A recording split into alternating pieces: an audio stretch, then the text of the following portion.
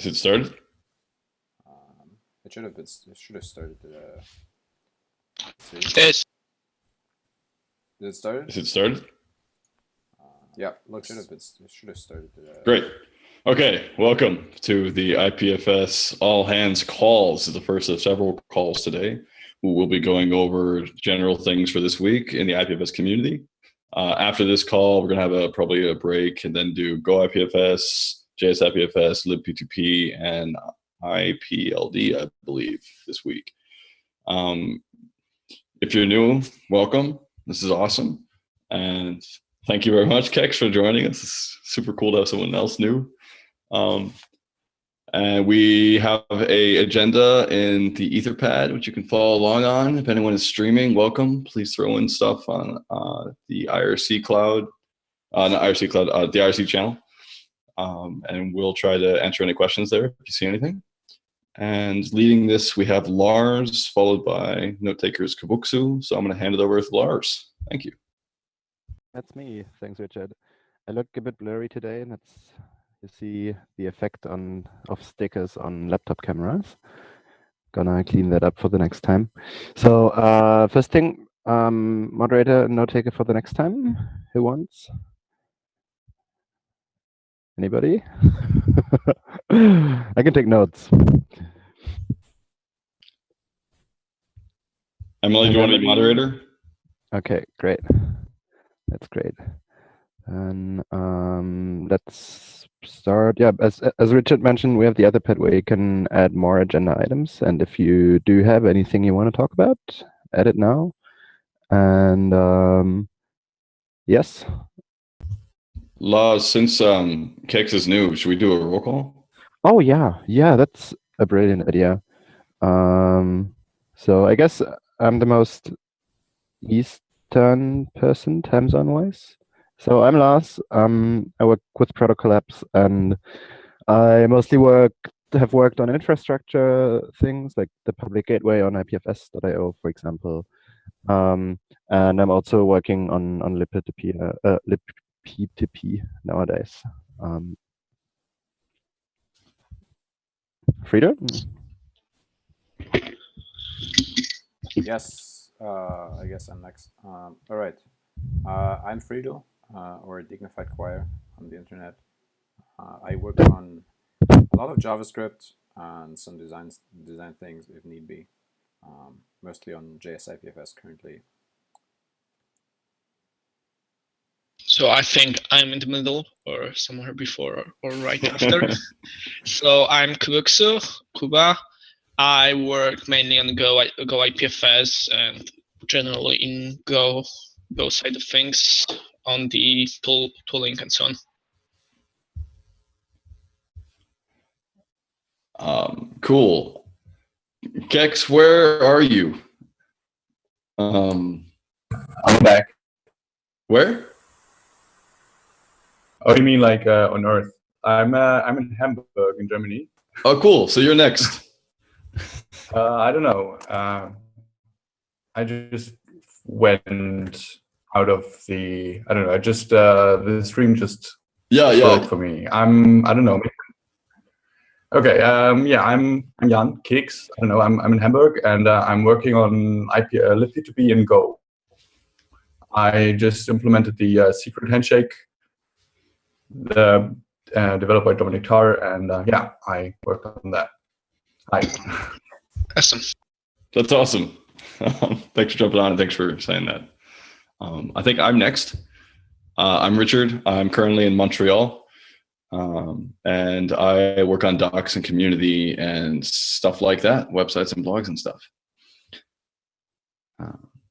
I'm Matt Zumwalt. I'm the program manager for Protocol Labs. So I spend a lot of time thinking about governance, figuring out all the governance for all these projects, synchronizing the overall organizational roadmap of all of these projects and making sure they're sort of communicating well and also moving forward together well.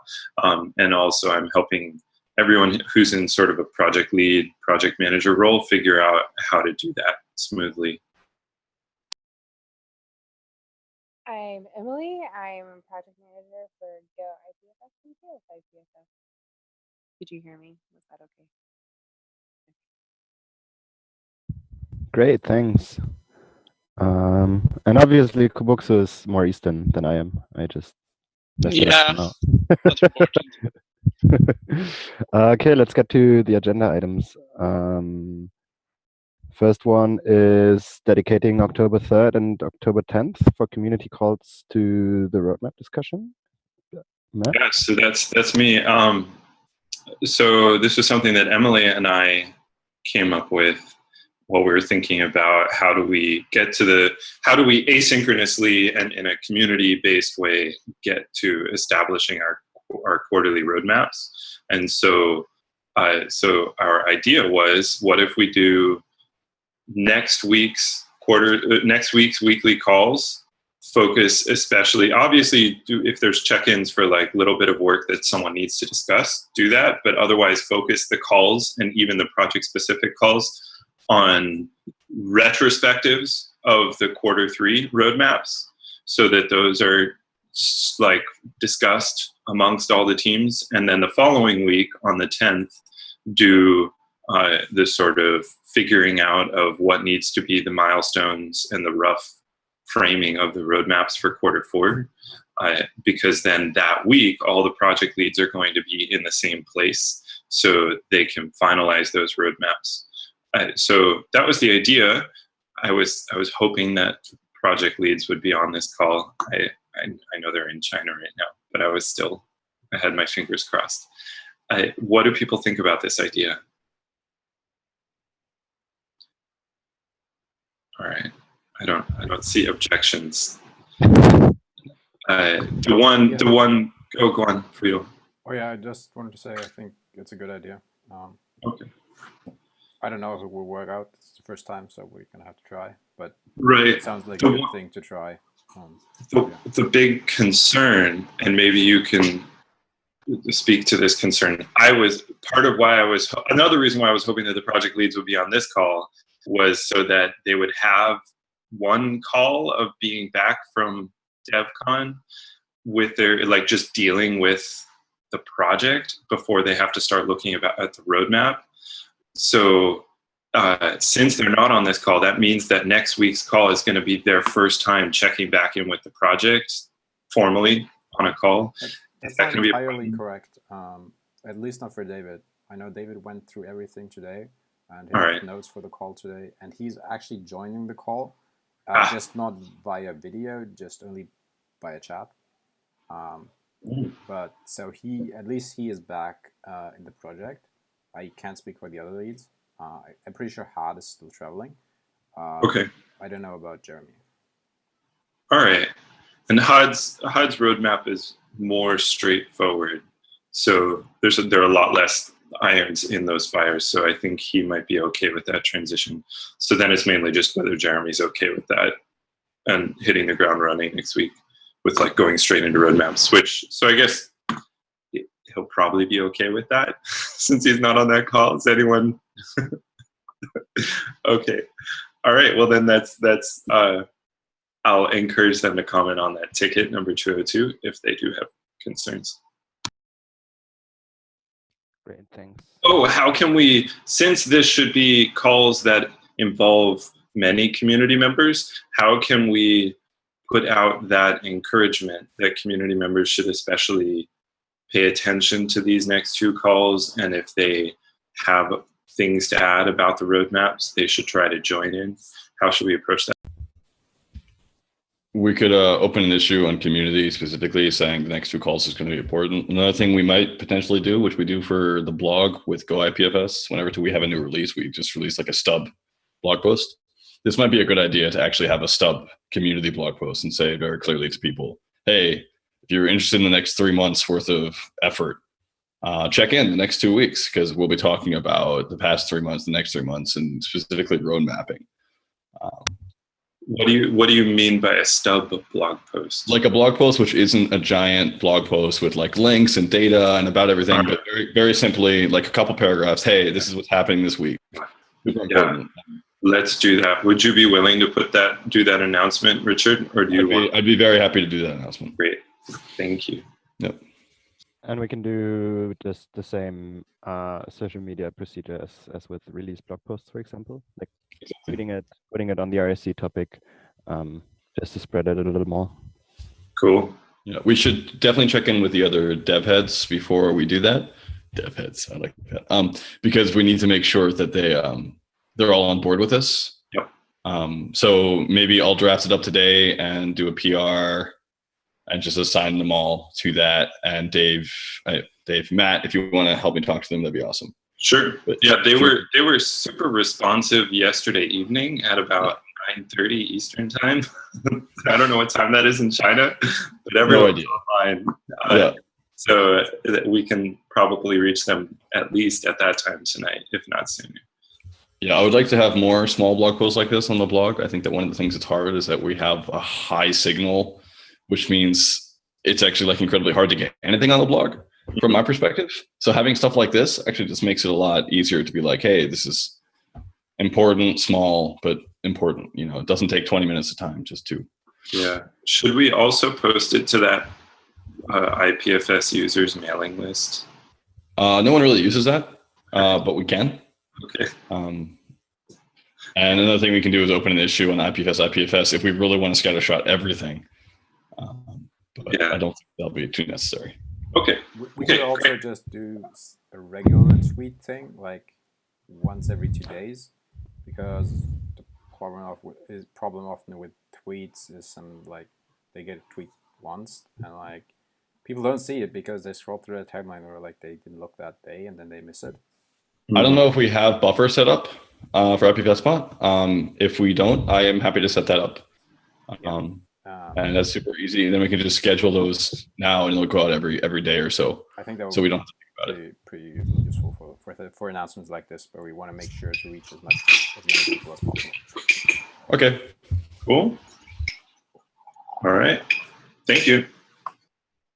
Okay, great then. Next agenda item I put on is a recap of DevCon 2. So like half of the development team has been in Shanghai for the DevCon conference, which is a conference about the Ethereum ecosystem. And that's also why they're not here yet.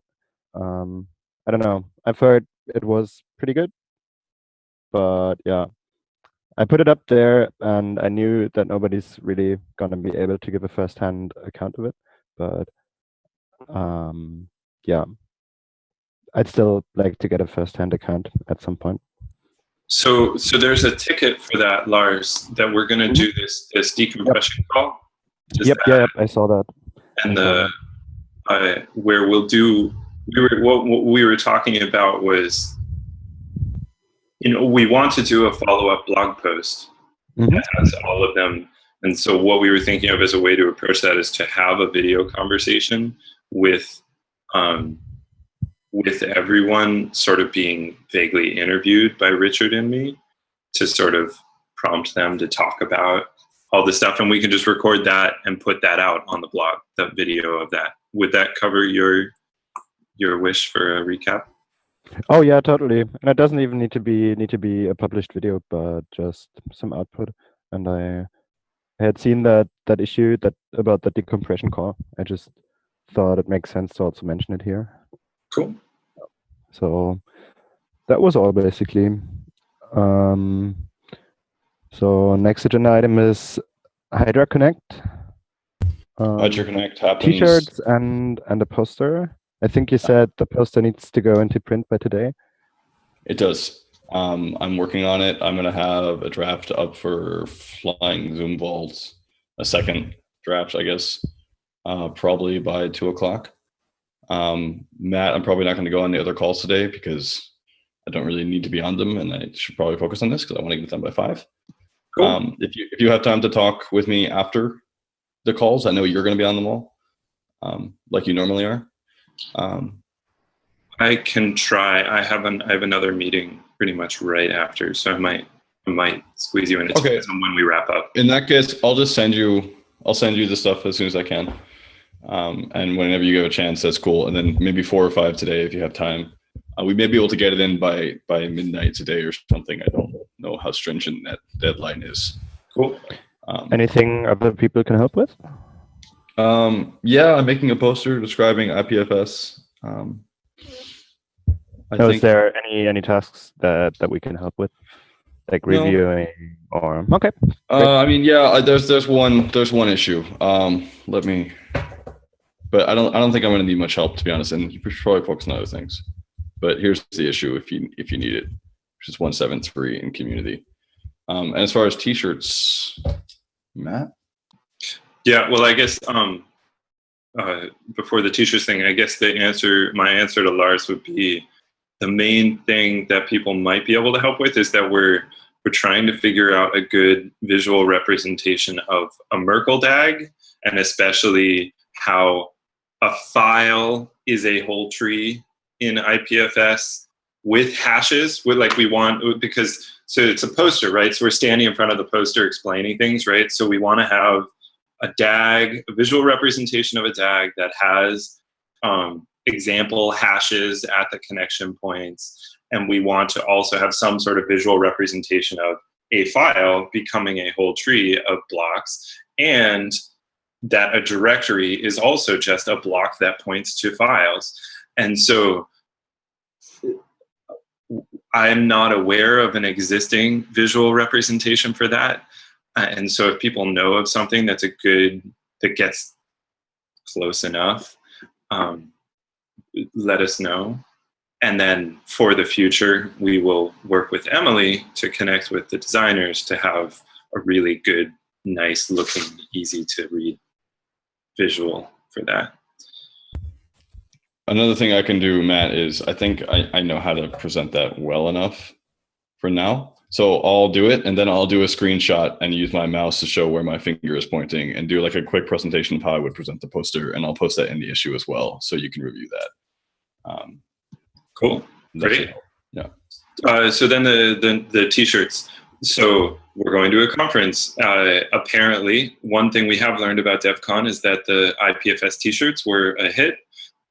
That it was really helpful for the IPFS people to be wearing IPFS t-shirts so that we were identifiable at the conference, but also giving them out was a very popular thing. So that conference starts on Monday in Boston.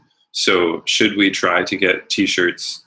Should we try to get t-shirts for me and Richard? Should we try to get multiple t-shirts so we can give them out? Who should I follow up with about that? Can you hear me?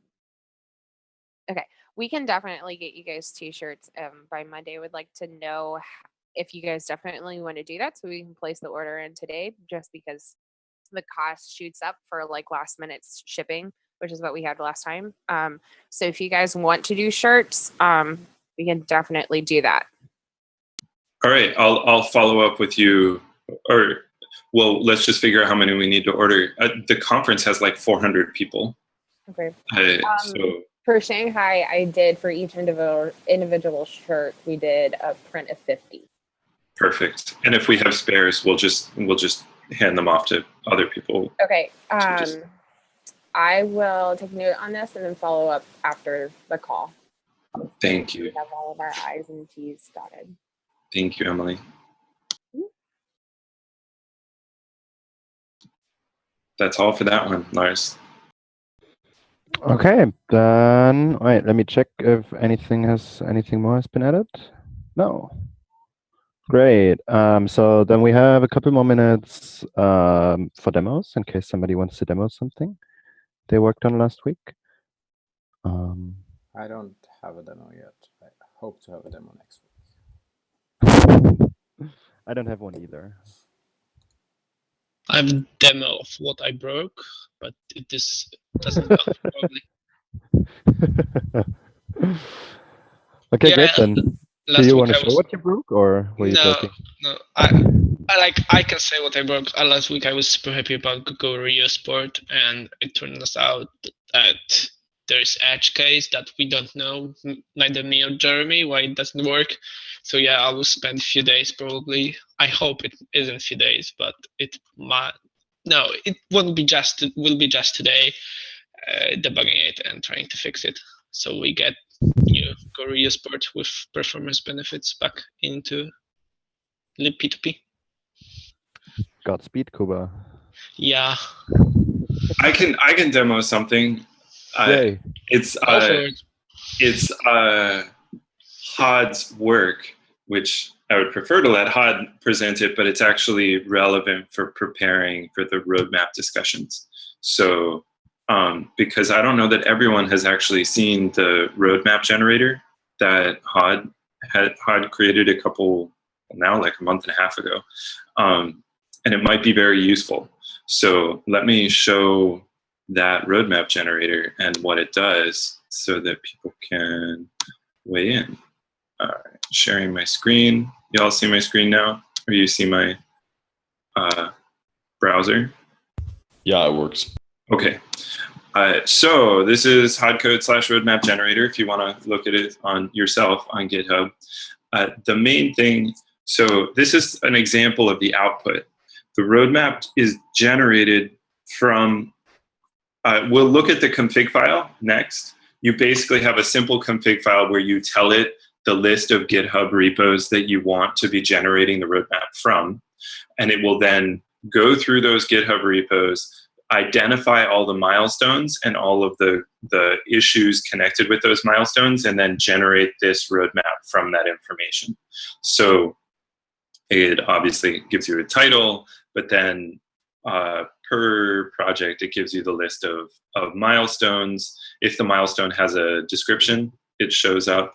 And then optionally, it can include this list of the issues within each milestone and their status, any labels associated with them.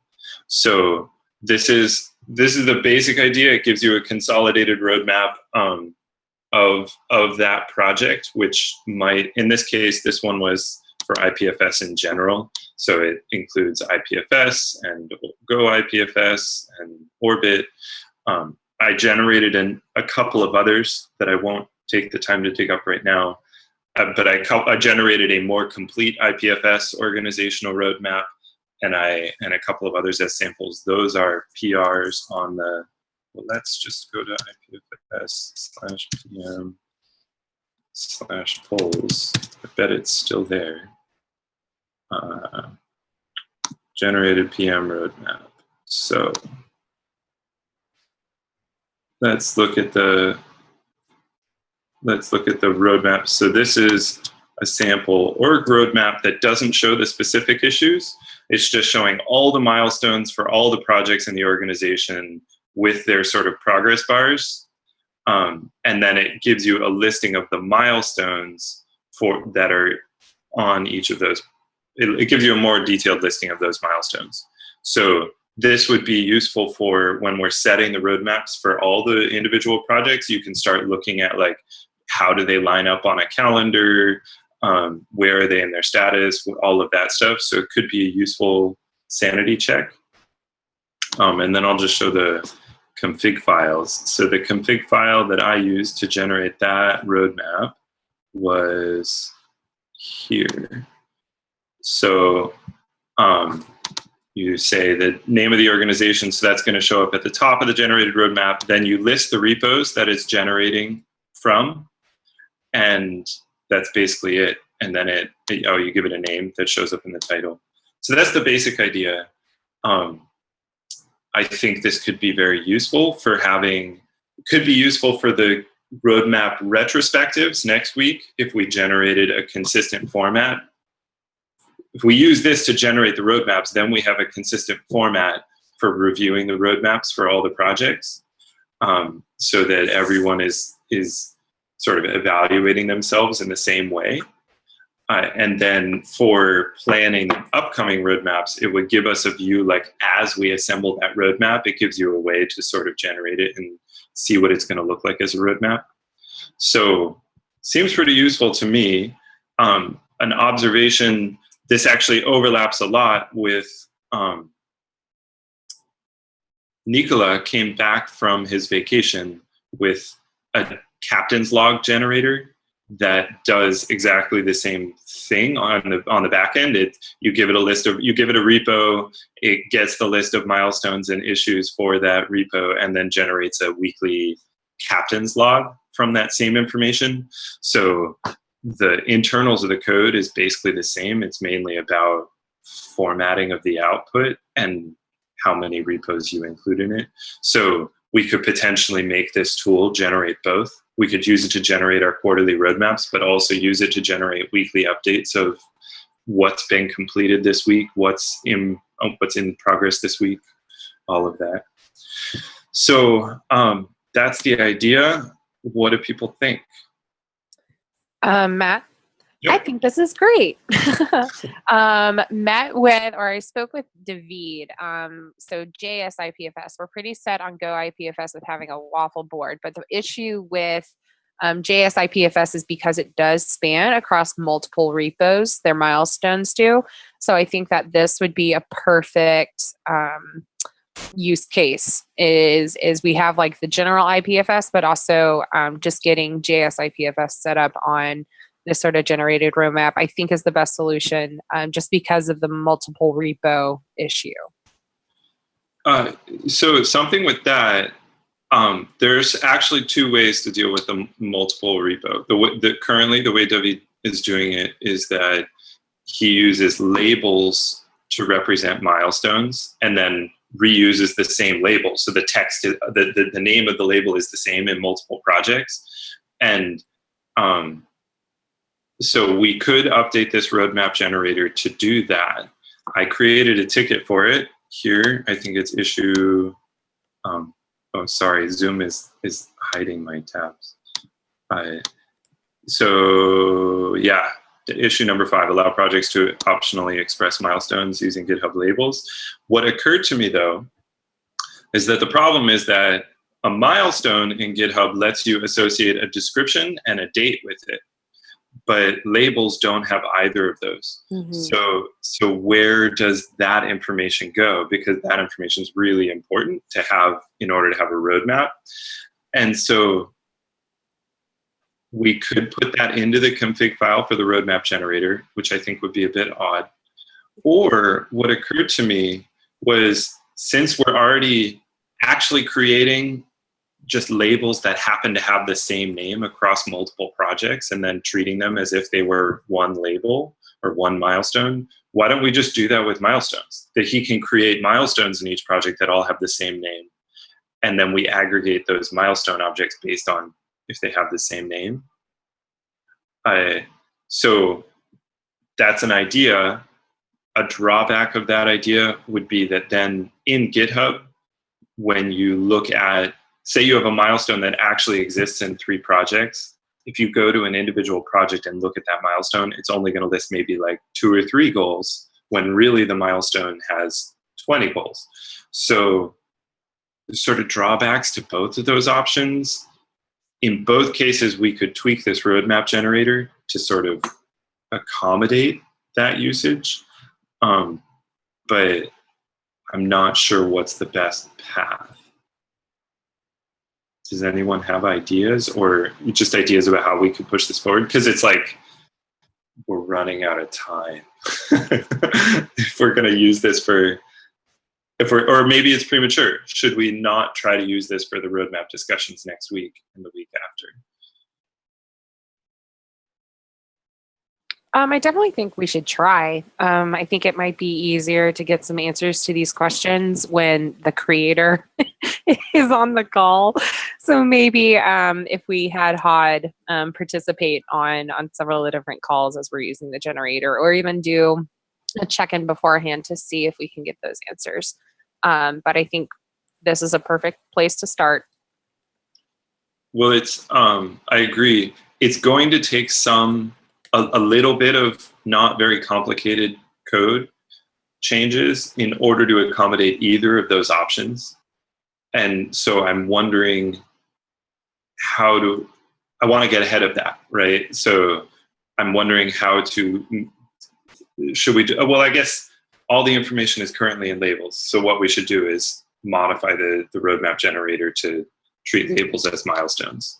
And we'll just deal with the fact that they don't have descriptions or dates for this round. I mean, we don't have to modify it for labels. We can I guess the issue is having to set up those milestones in each of the repos. Like we could do that, but that just means that you have, I don't know if you can connect, like if the milestones have the same name, can the generator know to associate them together if they're across repos?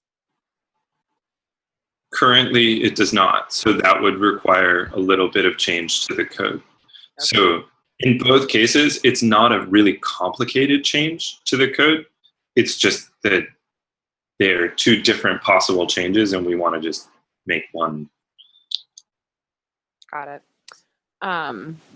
Well, again, I would say I think we need Hod's input for this. Okay. But it sounds like a good idea. Okay. Then I'll just follow up with Hod and maybe press him on this issue number 5, because I prompted him there with questions because I know he's already thought about this and he's busy in Shanghai, so he hasn't responded. Richard? If he's really busy and you need someone to just edit the JavaScript, you can probably ping both me or Dig. Yeah, so that's that would be great. I also could modify the JavaScript because it's a really simple set of changes. It's more about how should it be done, and I know that he has already thought about it. Okay. So I don't want to make the changes in one way and then have him come around and be like, "Oh no, I have this way better way of doing it that I just didn't get around to it." That's okay. If it works, it works. As long as you don't kill 20 hours of your time. Yeah. Having a suboptimal solution that works is a solution. So I wouldn't worry about that at all, actually. I would go with what your gut tells you. Cool. Do it. And then ask him later, and if he does obey, way to make it better. Cool. Does that make sense? Yeah. Well then, Dig and Richard, could you at least just look at number 5 and just weigh in if you have suggestions? And then I'll code it up, or if I run out of time, I'll ask one of you if you have time to code it up. All right. Thank you. I think that's my demo. Great, thank you. So I guess that's it for today. Well, for the initial sprint hangout. We'll continue with more hangouts in about half an hour. Not quite sure which one's going to be the first. Go IPFS! Yay, go IPFS! Yay. Okay, that's going to be at 5 p.m. UTC. Yes. So in 25 minutes. 1700. Yep. And yeah, see you then. See you then. I guess. Thanks, everyone. Thanks, everyone. Thank you. Bye-bye. Bye. Bye.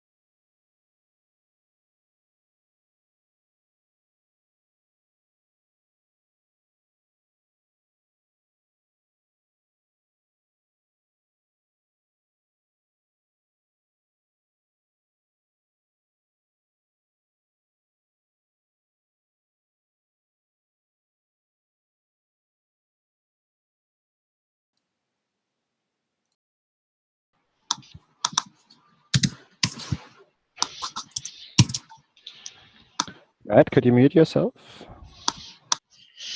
Thank you. Hello, everyone, on the Go IPFS Sync stream. Today, I'm again the lead, as Jeremy is still in Shanghai, but he's coming back like in a few days, so it's probably last time in near future I'm leading this the sync. So yeah, during past week we had some progress on the milestones. We had some general changes. So let's go through them. One important thing is that Jeremy, I don't know when he got the time, he worked on client-only DHT networking. So in close future, you'll be able to enable in your node client mode only DHT, which will mean that which will be very good for when you are, for example, on broadband connection or like you have very weak network. This also means that, and this is the part of the performance and resource usage goal. Also, from what I've heard, they worked more on speccing out properly part of the multi-format spec. I think multi-codec packed was a big topic for them, like in their own discussions. So there should be like better spec on that, which will allow us to write proper implementations for it too. From the project itself, I finally finished working on support from ED 255.19 in Goldie P2P crypto, which means that in near future it should be bubble up to Goldie P2P transport, and as KEX is working on a secret handshake protocol, which is using ED 255.19, it might be possible that we might get transport based off that crypto in near future. Lars, do you have anything to add? To crypto or to things that happen? General. So I've been polishing these two pull requests about the extraction of the gateway a bit more, and I think the second one needs a tiny bit more work, but apart from that, they're both ready, I think. And then I tried to work a bit on multigram, which is a multi-format for multiplexing different protocols on datagram connections, like UDP. And I didn't get to that because we have dependency issues with GH in IPFS right now. We moved a couple of repositories from Jay Bennett's account to the multi-formats organization, and that broke a bit of stuff, which we haven't fixed yet, I believe. But yeah, we can get to that. Yeah, we can get to that right now because it's second point on the agenda. Yeah, okay. So Kuba brought up this tool called MyRepos, which is a tool for working, like for executing certain commands on a whole collection of repositories. And I think that's also pretty interesting for JS IPFS, which is also distributed among tons and tons of repos. Yes, please. Give me that. And so, yeah, you basically create a config file which lists all these repositories, and then you can also specify custom commands. MyRepos comes with a set of default commands like pulling changes from GitHub or pushing them, committing, that kind of stuff. And for Go IPFS, it would be really useful to add like one or two custom commands that allow us to easily update a certain dependency package with one command through all the repositories, because that's what most of the pain currently is. Whenever we change something somewhere, we need to bubble up this change through all the repositories that depend on that package, and that's really painful and error prone. So yeah. And even without, like, we were thinking how to automate it fully and so on, but even without automating fully, my repos itself will be a huge help, because you'll be able to update dependency. Like, you create a new dependency, you update one dependency, you publish it to GX, then you will be able to update this dependency in all the repos, and then use mr status command to check which repos were affected by this change. So then you will just go to that repo and commit that change, publish it to GX again, and then call the mr update dependency, that new hash of this new dependency, and check again which dependency changed. It's still, yep. Oh, go on. I just have a final question afterwards. So it still will be quite a lot of work to update dependencies, but it will be much easier, because you won't be looking through the package JSON files or trees to check which dependencies I have to update. You'll just see that. So the question I had was, like, we've both been looking into it, you and I, last week, and I was just a bit confused. Like, should I mean, I have a config file with all the repos in it, and I can just wrap it up and make a couple of updates to packages with it to see if it works nicely, and then just commit it, or? Yeah, I think, like, okay. Where you were calling our organization or the packages? Like, the config file has all the Go repositories from all 4 organizations, like IPFS, IPLD, multi-formats, and libpeer-to-peer. Can you add gexit to it too? Oh yeah, that's a good idea. That's a great idea. Yeah.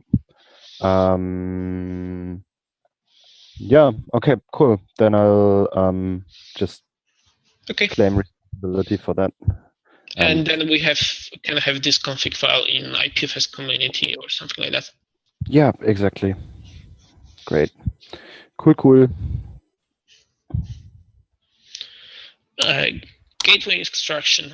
You gave short update on that. Do you want? Yeah, I gave an update about that, and Jeremy reviewed both pull requests. Kuba, if you also want to have a look, then go for it. Mostly about how the APIs look, and if you have any questions about the APIs, then let me know. And yeah, the whole gateway extraction topic is going to be spread across a handful of pull requests, and these 2 are the first. So yeah. Matt, you raise your hand. So no one's taking notes. Oh shit! I totally forgot. I'm so sorry. Could you at least backfill with links to the issues related to the agenda items you've talked about? Okay. I don't think we have issue for my repos. Yeah, I'm gonna make one for that. Okay. Yeah, great. Is that the myrepos.branchable.com? Yes. Okay. That's the tool. The thing that Jeremy worked, Kuba, you said right in the beginning, the thing that Jeremy worked on, what was that? Yes. It's client-only DHT. All right. Yeah. Client. DHT. Just making some skeleton notes right now, and I'm going to fill that out when we're done with the meeting. Okay.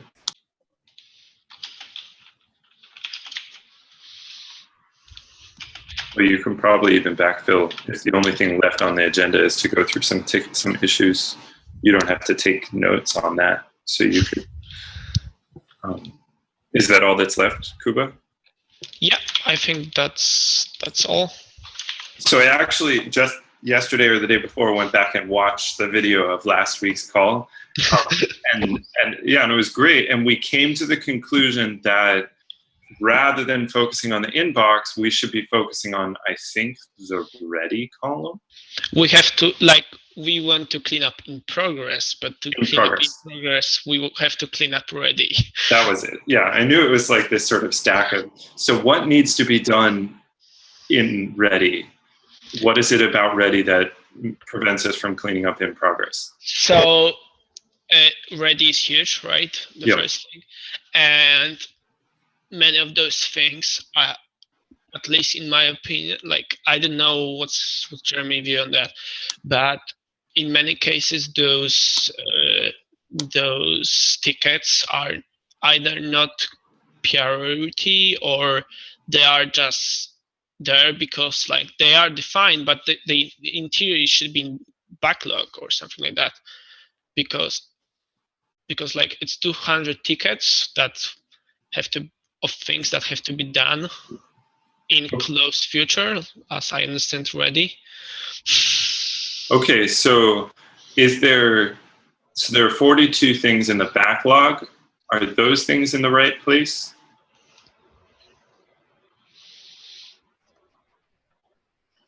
That they're things that it's sort of like, yeah, we should work on this at some point, but it's not a priority for now. And it is accurately describing some work to be done. Like, I'm just looking for a few of them. Yeah, I think most of it should in backlog might belong to that there. I don't know. Okay. So then there's just a bunch of stuff in ready that also belongs in backlog with those tickets. Probably. All right. So let's just spend a few minutes identifying things and dragging them into that pile. So do you want to just scroll on your own and call out issue numbers, and I'll find them and drag them over? Okay.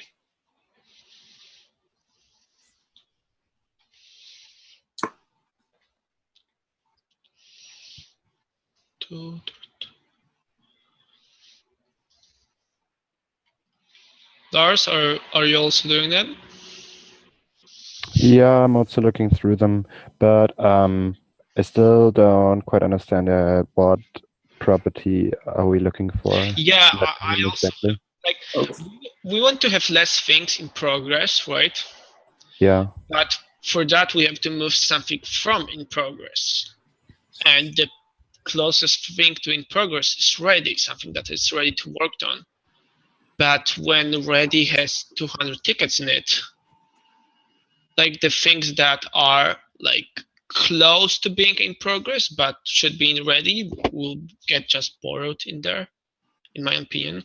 And let me review what each column means, and maybe that will help you recognize things that should not be in ready that are currently in ready. So done. So we want to move stuff from in progress to ready, or eventually we want to do that, but first we want to reduce the number of things in ready. And so that should make sense. If I run through the columns, it'll make more sense. So done is kind of obvious, stuff that's done. In progress is stuff that people are currently working on, and that, like, it's currently on someone's plate. Ready is stuff that, like, as soon as you get your stuff off of your plate, the stuff that's in progress that you've been working on is now done. You would look to the ready column to figure out what to do next.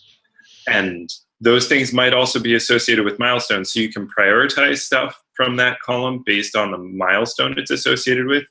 But basically, like, you're going to look there for, like, this is the stuff. So in other words, ready is sort of like, this is the stuff we should be working on next as soon as we have free time. Versus the backlog is like, this is stuff that we should work on when we get to it, but it's not prioritized as in work on this in the next 2 weeks. It's sort of, there are 2 to 3 weeks. It's more like stuff that we will get to when we've gotten through the stuff that's currently in the ready pile. And so with those distinctions, there are 250 things, or 215 things in the ready pile. I'm guessing that some of that is stuff that really belongs in the backlog. that yes, it's important. Yes, we will do it when we get to it, but it's not what you should pick up next. Okay. So for example, ticket number 526 aliases. It will be hard finding it. You might want to use like the I have to use waffle search. Waffle search, yeah. Let's hope it searches by aliases. So this ticket is first really old, but like it isn't priority at all. Like it's quality of life change that hasn't reached agreement really. So I think it might be worth moving it to backlog, right? Do people agree? Or are you? Lars, what do you think? Can you look at this ticket, for example? So because Can you tell me the number again? 526, and I have it open in the. Sorry, which one? 526. Okay. Okay. Where's the search? I'm sorry.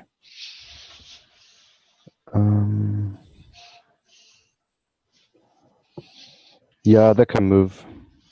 Okay. And I think it's debatable if it's a good change. Yeah, exactly. There you go.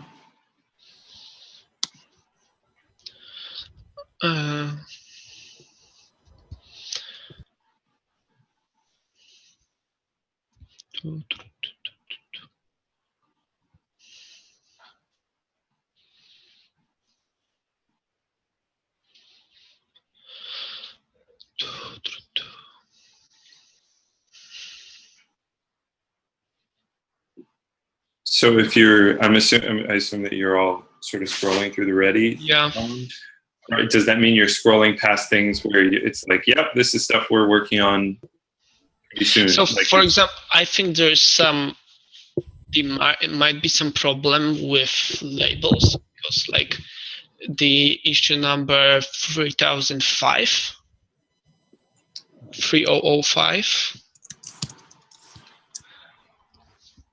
Yep. Like this issue was tagged back and help wanted. So this means that and the issue is debatable because we talked about that in past. So I think that everything that has help wanted lands in Ready, which is something that we might don't want to be a case. Or I don't know how Waffle works like in this case. Like you can see the help wanted label right there in the Waffle board, but I see on the GitHub issue. It's hidden, so Waffle is hiding it, but it's there on the issue. Yeah, because I think Waffle is using it as a Ready column designator. Yeah. So this is up to you. It's the utility of having less things in your ready pile means that the people who are actively working on the project are the people who are working, who have allocated time, sort of I'm allocating blocks of time to just work on whatever needs to get done. Those people, you want them to have a clear ready pile that like this is the stuff that's really, we want this to get done in order to meet our milestones. Yeah. Whereas the backlog, I think if something's in the backlog and marked help wanted, that basically just says this is not a priority for us right now. But if you want to work on it, go for it.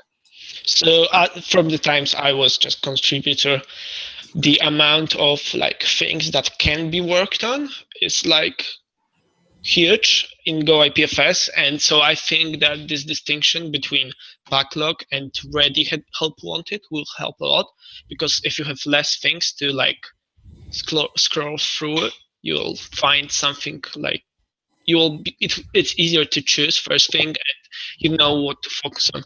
So with so many issues with help wanted, it might be like just hard to the 180 issues with help wanted.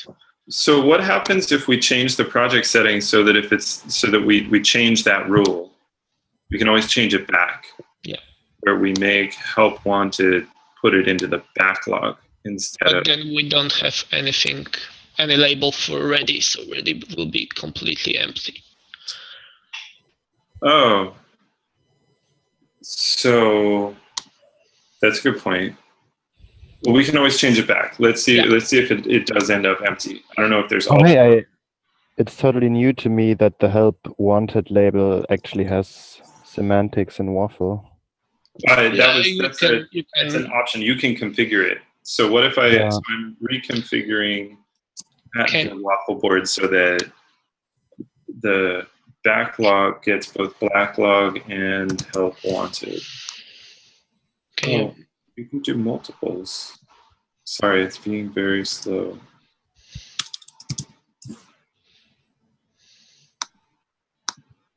Huh. Why won't it not letting me add one?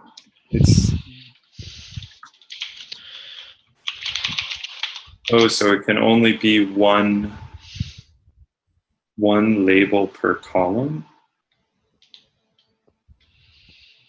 That seems strange. Oh, no, not add column. All right, so this is going into a.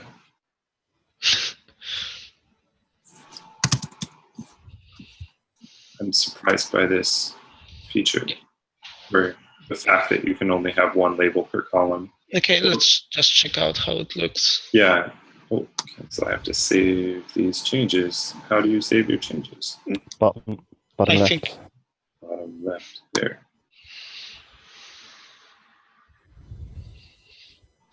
Okay, so.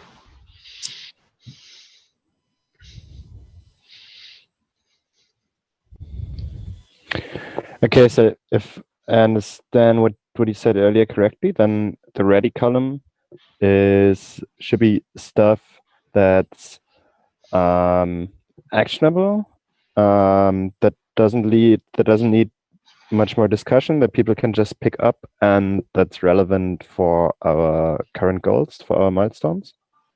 Yep. Yes. Okay. And the only difference between that and backlog would be the last part. So backlog would mean it's not especially relevant for our current milestones. So it's still something someone can work on. It's described accurately. And so something we might want to think about is making the help wanted label completely separate. Yeah. Yeah. And so having backlog and ready labels, and then just going through inbox and deciding what's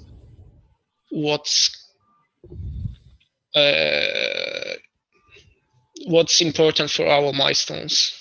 So with this, how about I'm definitely sure that there's a way to go through and say, mark everything that has the help wanted label, add the backlog label, so that then we'll have a backlog column that has, it'll have 209 things in the backlog that are in the backlog and marked help wanted, and then it has another 20 things that are just in the backlog. And so that'll be that column. Then ready currently only has 5 things in it, so we'll probably pull some things from the backlog that are relevant to the current milestones. Yes. How does that sound, Lars? Yep. And also the other way around, right? Like the last issue we talked about, 3005, executable flags aren't stored in the DAG. That's, for example, one which is in ready, but which isn't really relevant to the So that wasn't. So if you refresh your Waffle board, that's not in ready anymore, because it was in ready because everything that was marked help wanted was being shown in the ready column, and we've switched it so that now it has to be marked ready in order to show up in that column. So now there's only 5 things in that column. Oh yeah. So I will follow up and make the backlog show the help wanted thing in the column, so that you have a clarity of it's in the backlog and it's been marked help wanted versus it's just in the backlog but it has not yet been marked help wanted. And so maybe with that, what we can do is look through, if we look at the board now, there's only 5 things in ready. Maybe we can look at in progress and move this stuff. There's one in ready. The last one in ready is also not relevant to the milestones, I think. Okay, color on windows doesn't work. Yeah. Okay. For some weird reason, the first one has backlog label and ready label. Okay, I'll remove the backlog label. Yeah. Okay, one ticket from the backlog column that can move to ready is number 14. Separate and no, 17, the first one in the backlog column. No, wait. I'm a bit confused now. Okay, let's leave the backlog moving. Let's do the in progress, because there are lots of issues that we know that have to be moved from backlog to ready, but the issues in progress are like the more discussion based and so on. So then, yeah, so maybe to reframe that, the question, if we're looking at the in progress column, the thing we're looking for is, what are the things that are in this column that, yes, it's important, but nobody is working on it right now. So it's not actually in progress. Okay. Persons. Okay.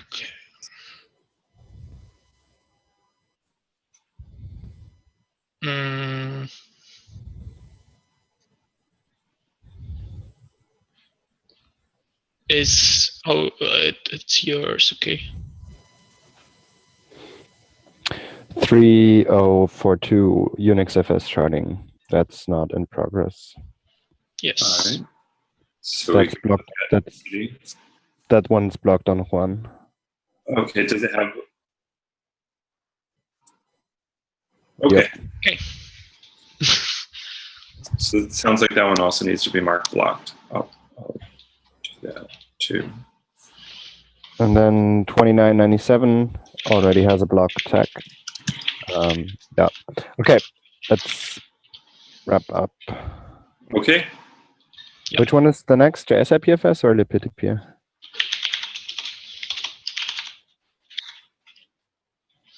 We have libptp, and after that IPOV.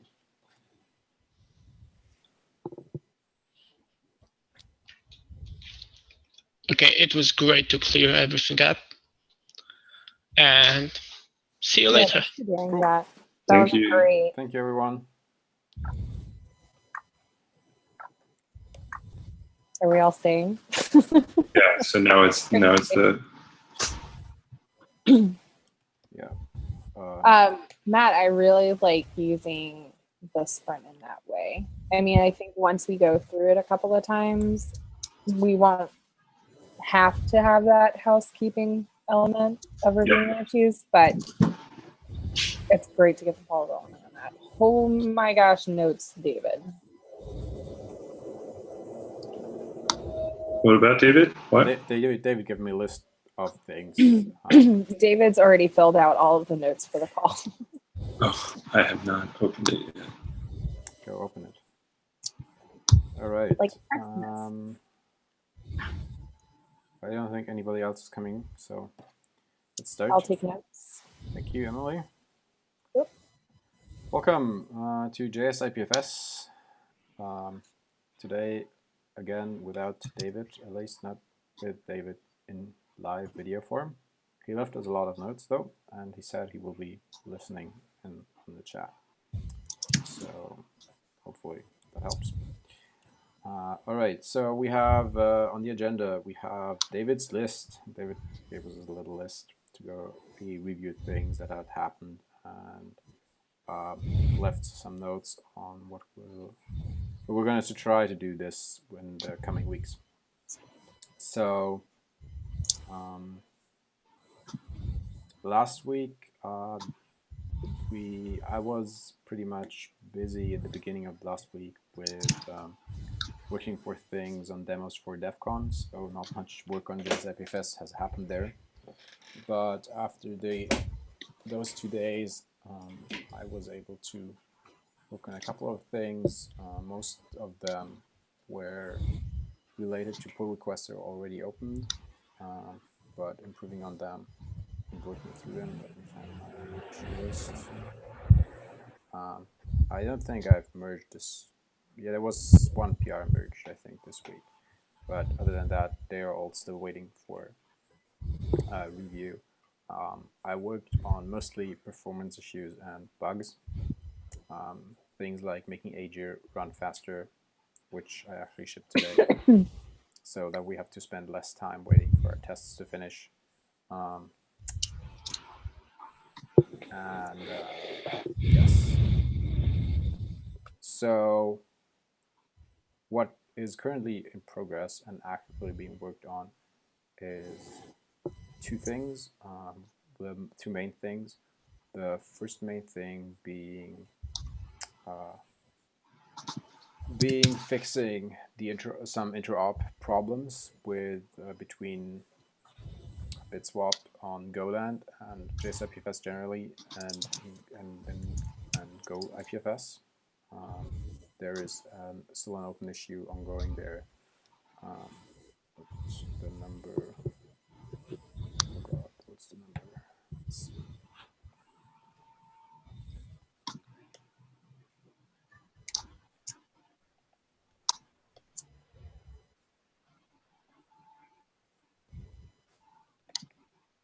Yes, 498 is the number. BitSwap is requesting one block at a time. That documents my debugging and checking in. This resulted in a couple of pull requests. Some of them have been merged, some of them not.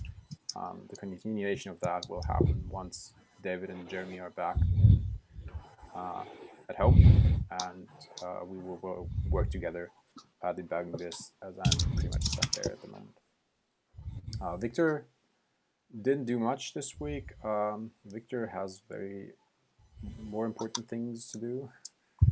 He's getting married, so he had to step out for a little while.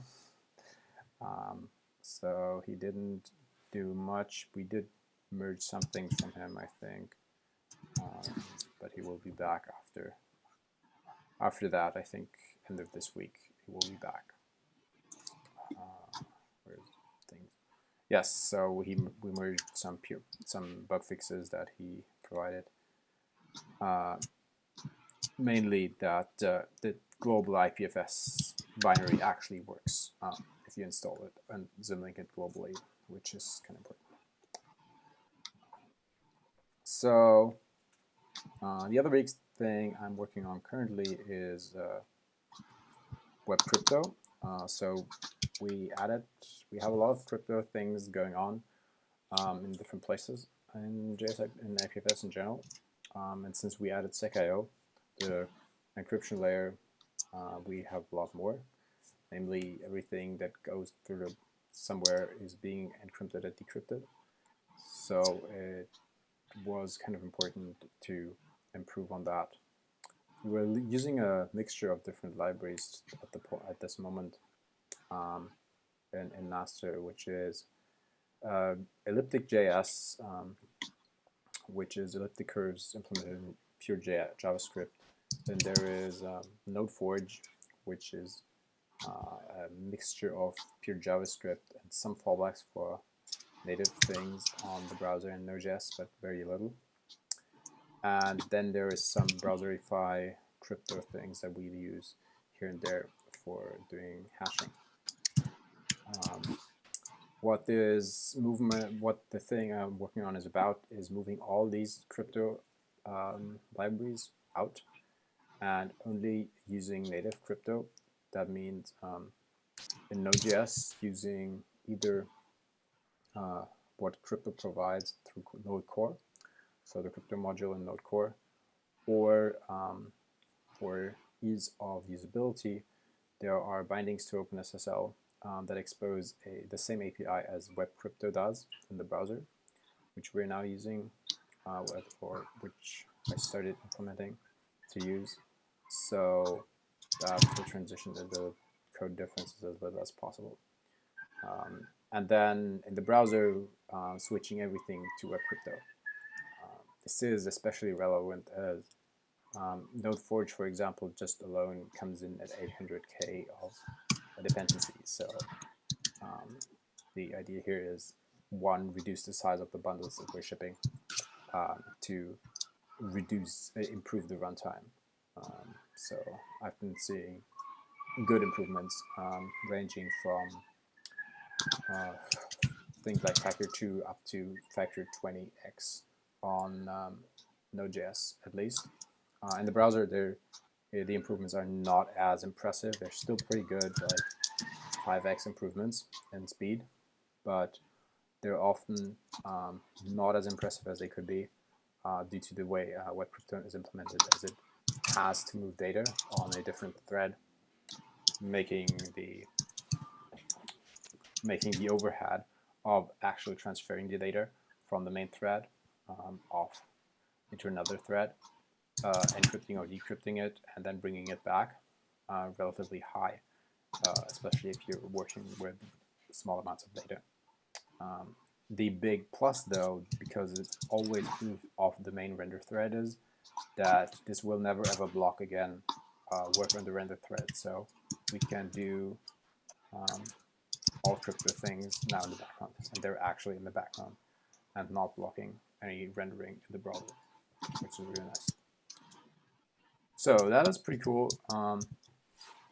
The other things that we also want to work on and keep checking off is on milestone 2 is a lot of small things. We've gone through them last week. They didn't change much. David prepared this nice list here of low-hanging fruit in the notes.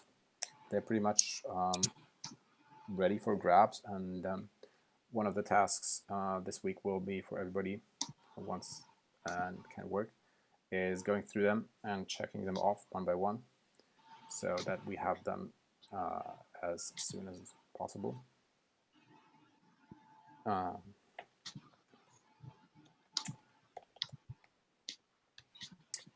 Yes. And then for milestone 3, which is this milestone on our waffle board that's still empty, but still pretty important actually. Oh, it's not empty anymore. That's new. And my waffle board just vanished. Well, it was empty until last week. David moved things into it. But this does not entail everything that we will actually need to do. Milestone 3 is, you can read it on the details on the roadmap on JS IPFS, is adding IPLD support through and through JS IPFS. The same thing that is supposed to happen in Go.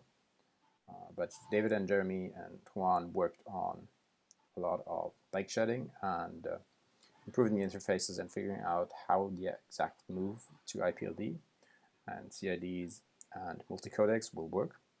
And so hopefully when they have documented all the bike shedding they did, we will have a much better and easier way to actually tackle this and less overhead. At least what they said sounded pretty promising. So that is what will happen, what we're going to work on then after we finished all the small things left in milestone 2. And one bigger thing that, as far as I think David will be working on as soon as it gets to it, is the interop tests with Go, which we're pretty close to now. There was one thing, I think, this is not on the waffle board, but if I remember correctly, the new version of IPFS daemon controller was shipped finally. Let me confirm this. No, it wasn't. Sorry, I was too excited there. There was a new version of IPFS daemon controller this week. I was not wrong there, but this is only mostly a bug fix and updating dependencies release. The refactoring is not yet reached, sadly. So some work to do there. Yes. What else do we have?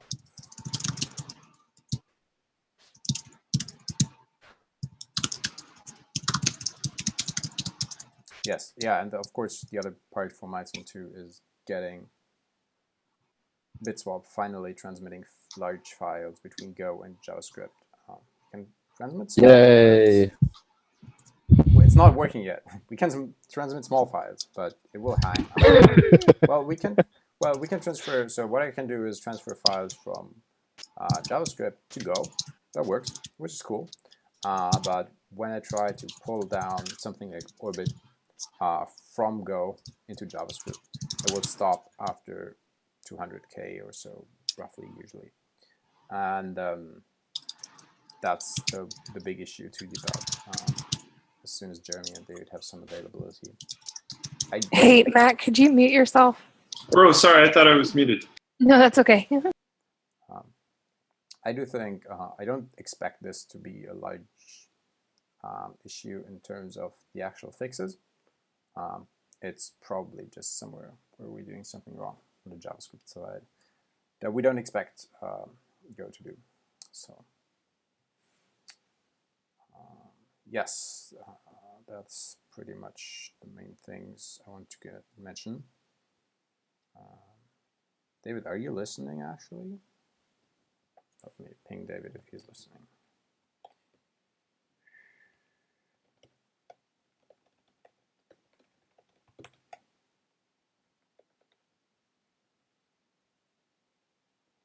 So, any questions about? I am dying to know. You're muted. I am dying to know what the surprise is. Surprise comes at last. I mean, you asked her anything else. That's what I got for you. That's fair enough. Okay, let me see. So David doesn't seem to be online. I don't know if he's listening, so he can't comment for us. Okay, so then we're going to reveal the surprise. So the surprise is I found a way to make JS IPFS and all its modules to work out of the box with Webpack and Browserify without any additional configuration.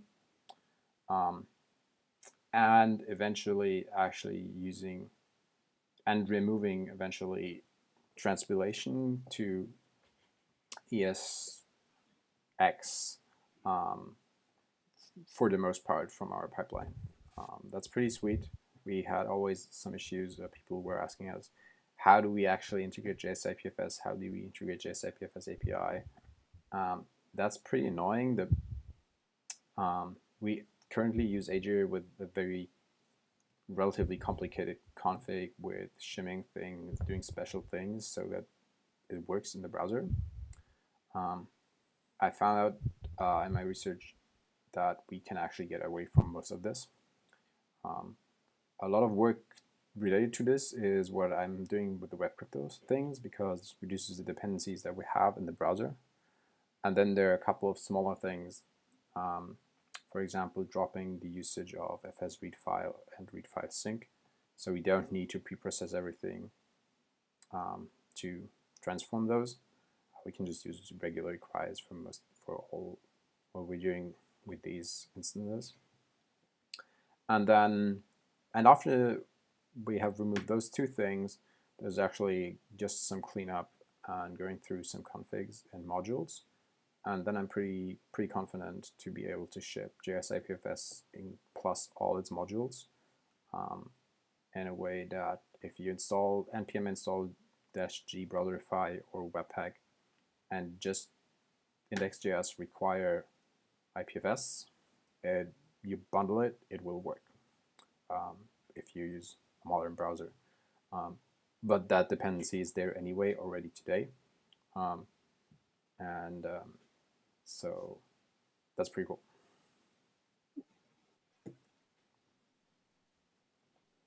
And yes, David, it works. I know you don't believe me yet. So it's going to be a lot easier for other people to just grab the code and get going without hitting walls right at the beginning. Yes. The that idea is to effectively awesome. things will work out of the box. Like npm install, nice.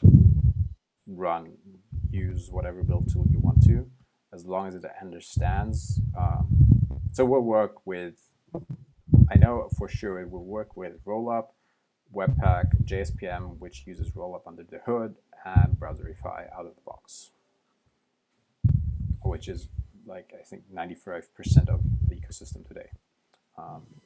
And it will, of course, work also with things like TypeScript, which uses a regular CommonJS resolver to resolve dependencies.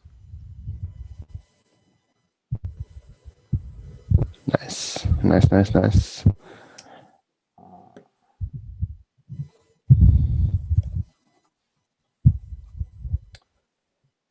All right.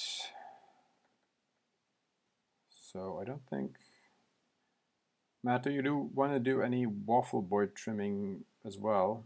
I think David did most of it already.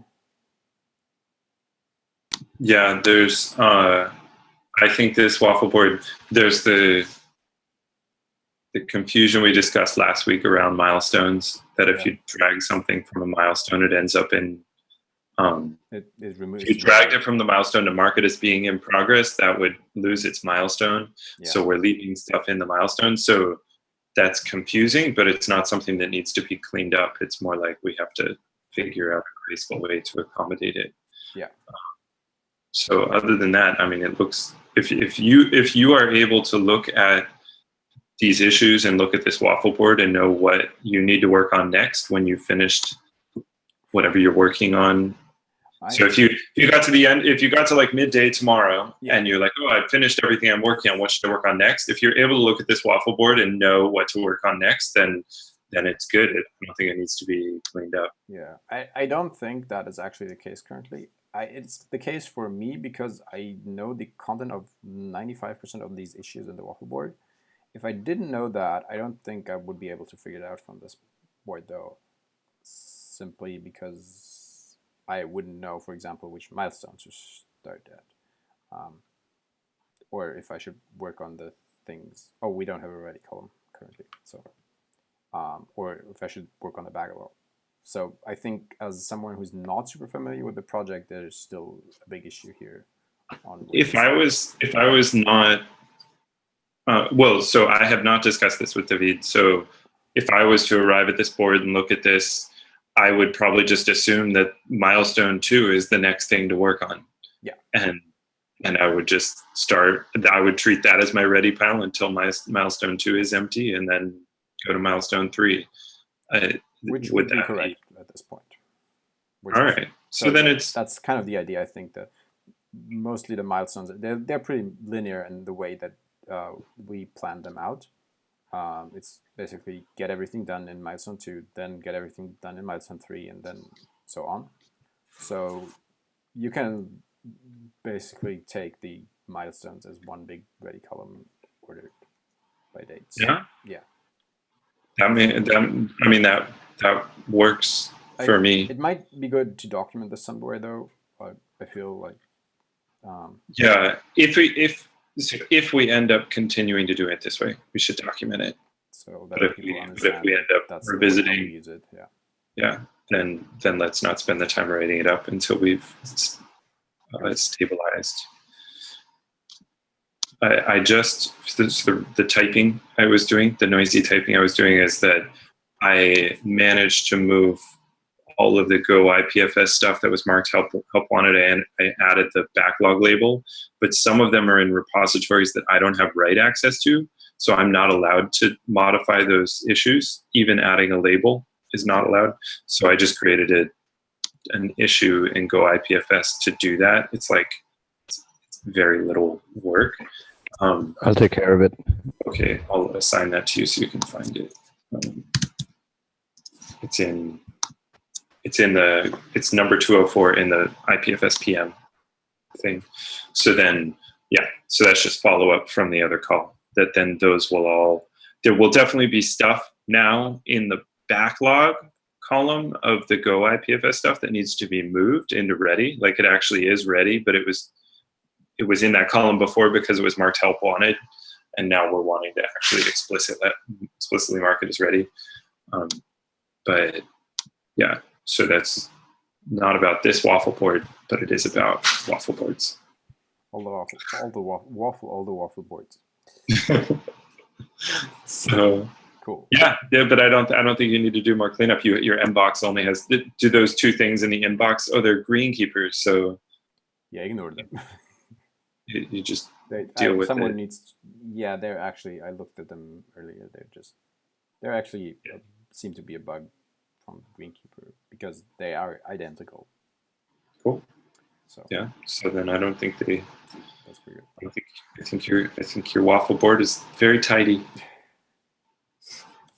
That's excellent. All right, cool. That means we're 5 minutes finished early. Unless anybody else any questions on IRC? Nope, no questions IRC. So thank you everyone for listening to me ramble about JavaScript and join into our endeavors next week again. After this call, we're gonna talk about the PTP, which yeah, I will be talking again, but hopefully we will be talking there as well. So that wasn't too bad. thank you. All right, see you soon. I'm just gonna stay here and wait.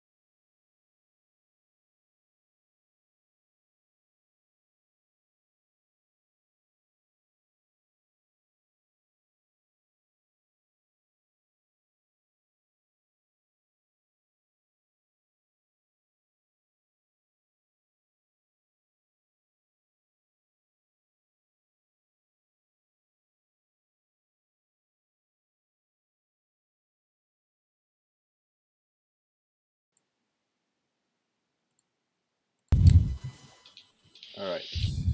Welcome everyone back. We're talking about libp2p, JavaScript, Go, and any other language you want to suggest, but mostly about JavaScript and Go tonight. So let's see. We have some notes from David. First of all, do we have a note taker?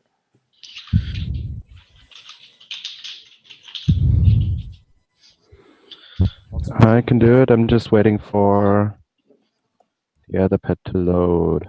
There it is. Okay. All right. I'm just adding the participants now. All right. Lars, you might want to stop start bothering us. Oh, what? Oh, yeah. Your microphone. You said Darth Vader. You're doing Darth Vader sounds with your mic, so. I was just waiting for Lars to tell me he is my father. So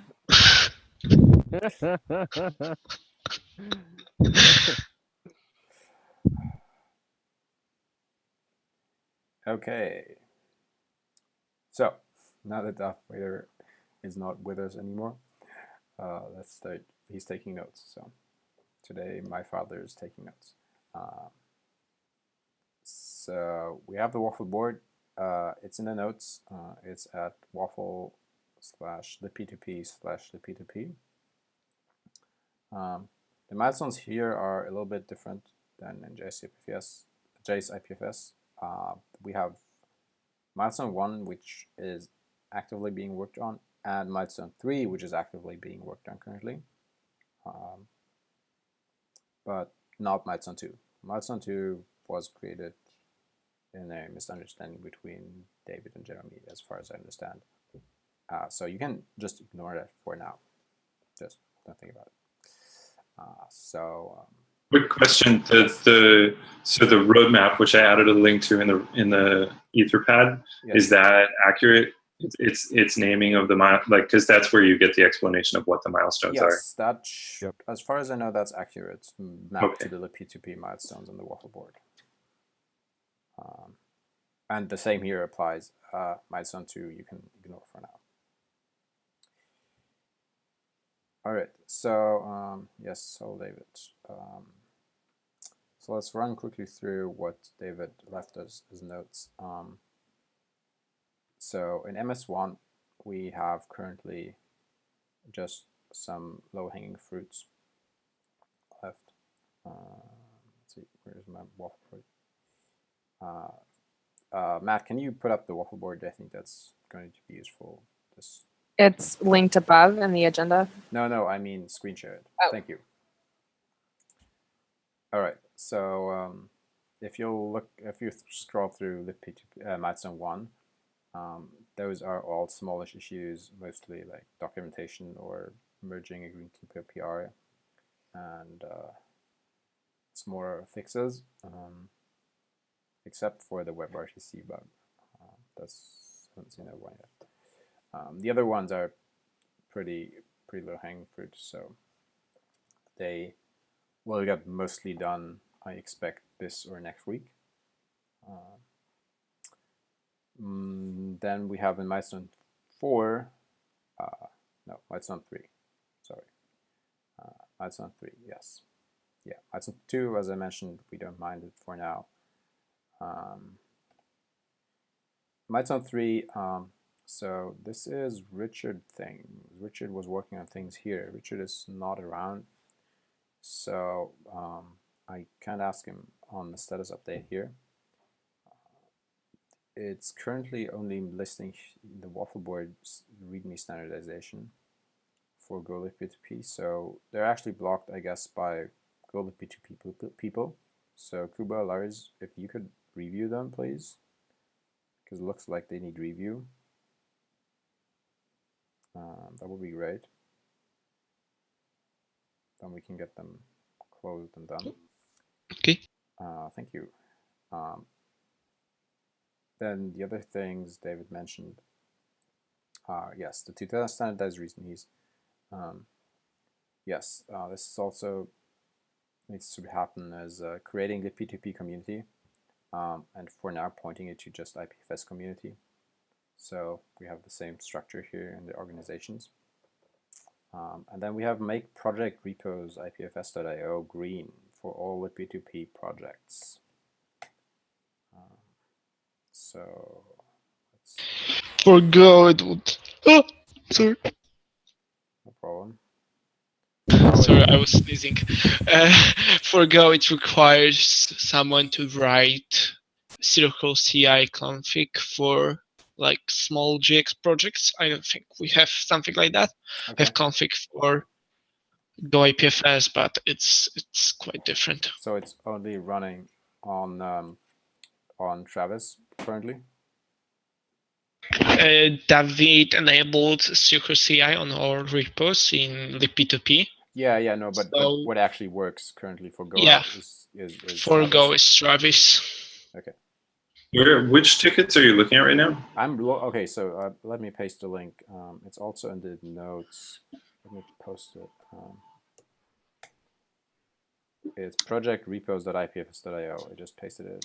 If you could open it. Did you paste it into the Etherpad? Yes, under the roadmap. So this is this board that might take a bit. So quickly, for explanation what this is a project that uses the GitHub API to go through READMEs and projects and check for certain things that we want. At the top, you can see like headings, what it's checking, and then it will list arrows or check marks depending on if those are done. So this gives us an easy way to an overview of everything and just know here, like, and the goal is getting all this of the screen, of course, right? So the current goal is getting that to happen for GoLib P2P, for Lib P2P projects. So if we scroll down to Lib P2P. Yeah, that's right here. Yeah, so patterns is not applicable currently because we don't have yet the patterns file set up that we can add. Looks like there are a couple of README sections missing from so installation things, table of contents are missing from a lot of, so those are mostly chores going through them and fixing that. And then we have the badges, which are more interesting. Those are also only chores to be done, but they're mostly going through these projects and adding them. And then the important part, oh no, I closed it. I got it. Is getting those Travis and Circle CI badges green. So for Go, we can't do that currently. Well, Kuba, you said we don't have a config. Is that complicated to build Go projects, or is it about GX on Circle CI? No, it's just about getting it done. Okay. I'm sorry. We used to run Go IPFS on CI, and it was just so annoying. It was amazing. We had so many issues where it actually cached old builds and then used code from old builds for building new stuff, and which of course broke. Yeah. I'm really not a big fan of it. Okay. Can we open an issue on maybe libp2p/libp2p discussing disabling Circle CI for Go projects because of those reasons? If you say it's not very helpful anyway, I don't see the need us trying to figure out this and spending time on it. Yeah. Just an observation. Am I muted? You can hear me, right? We can hear you. Yes. Just an observation. Like my screen is totally taken over by the screen sharing. It's hard for me to know what's going on. We've been looking. We've been looking at those open source dashboards. Yes. There's that issue. Yes. This is better than any of the ones I've looked at yet. Yeah, I know. I've looked at those too, and like, Like some of them are like laughably simplistic, but like having something that tells you whether you have up-to-date contributor license information on your open source projects is super important. Yeah. And a lot of them don't have that. And then it also has the column over here of like how many stars does it have, how many open issues. So it's like, yeah. we should maybe tell them about this. Also, it runs on IPFS.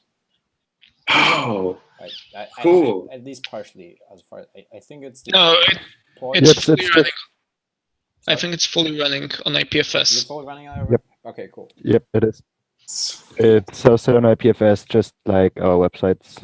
Right. Just HTML and JS that makes requests. Do the updates currently? Does it use? It's doing GitHub API queries from the client side. Okay, cool. Every visitor crawls the projects on his own. Okay. Oh, really? So every time you load this page, the JavaScript on that page is hitting the.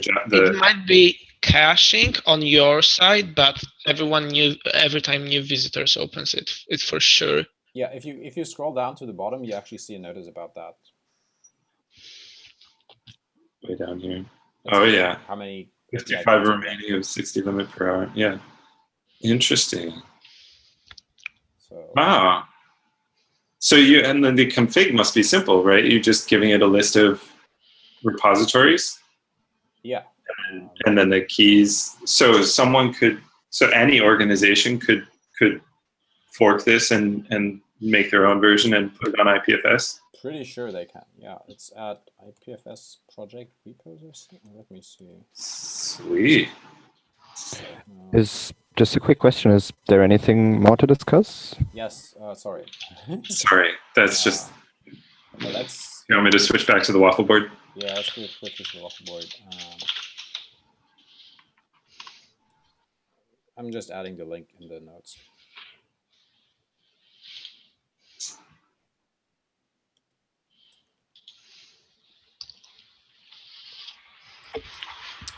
So, yes, make project repos IPFS green again. We wanted to do, so that's pretty cool. And then also, so what's the status of the website, which is milestone 4? Well, Richard mentioned to me earlier, so he's waiting on David for feedback. So, David, that's the status of the website. The website is actually online in its current state. On liquidp.io? Yep, same for multi-format. No? Seems so. I was pretty sure it was. Huh. Can you check with IPNS, like ipfs.io/ipns/liquidp.io? Multi-format seems to work. Ah, no, I was wrong. It's ipld.io and multiformats.io, which are online. Yeah, those ones are definitely Yeah. Yep. Sorry. Okay. Yep. Okay. So yeah, I think Richard is waiting here for some feedback in terms of the messaging from David, Jeremy possibly. So those are the next steps that need to happen, which hopefully can happen this week. And then this can be also the first version be deployed. Status, yes.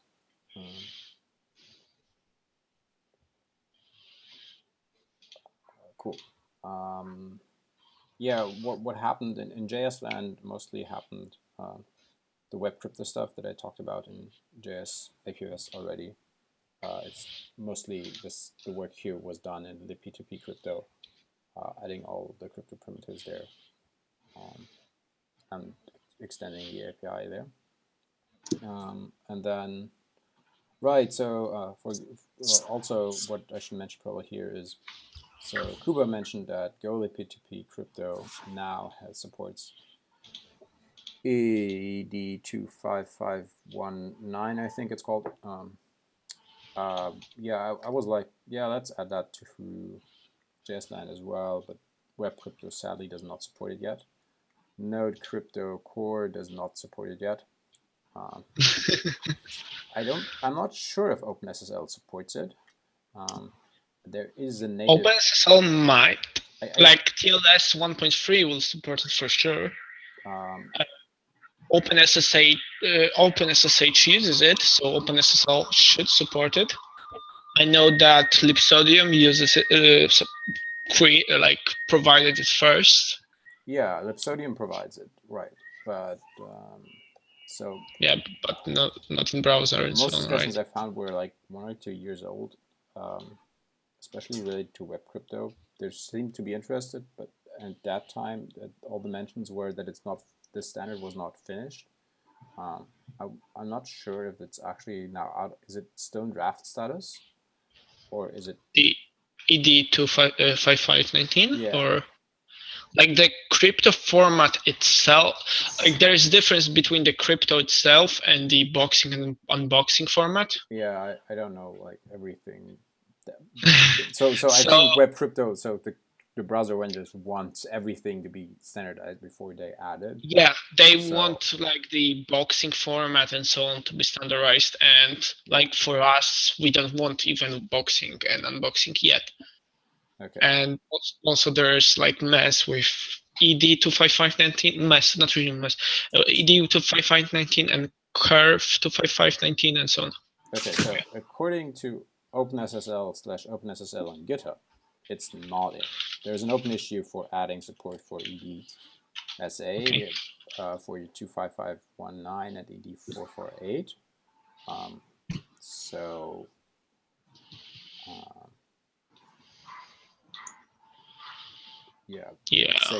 Same for Node.js. The argument here is it's not there because it's not in OpenSSL. At least there was the last comment there in 2015.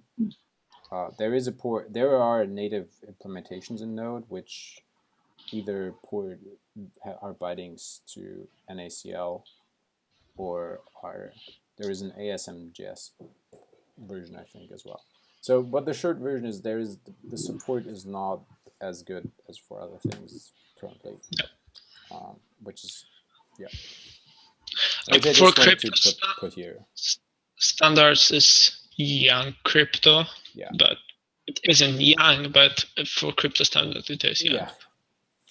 I guess,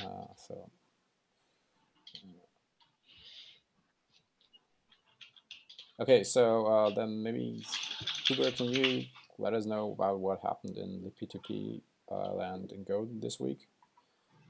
So this week I've seen Jeremy work on client-only DHT, which is a very nice feature to have, especially if you are on lower speed network. Also, I've broke again Go Sport, and I will be working on fixing that. What's more, not really much change in P2P. Lars said that he didn't got much time to work on the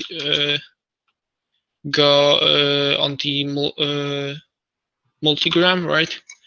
And I don't think that there are any more changes to P2P in Go. I don't know. This week I'm gonna get to more work on multigram and more of Milestone 8, which is packet switching. And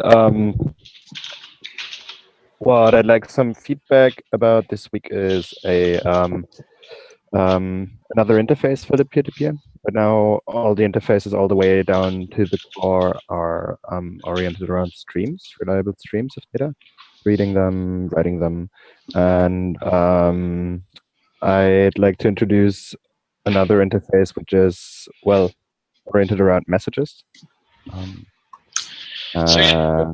wouldn't a message-based interface, why do you need to switch to a message-based interface? Because the assumption with a stream-based interface is that it's reliable and ordered, and that's not necessarily properties that you want or need in every case. Right. So Jeremy created an issue and Go. I think it's on Go IPFS, but should be probably in the P2P repo or something like that. about introducing connection threads. So you could request your stream to have different properties. Yep. So now every protocol, our protocol would request that the stream is reliable, ordered, and so on. But by introducing that, we have in future option to allow some sub protocols to request to not request reliable protocol, or to request like packet-based protocol.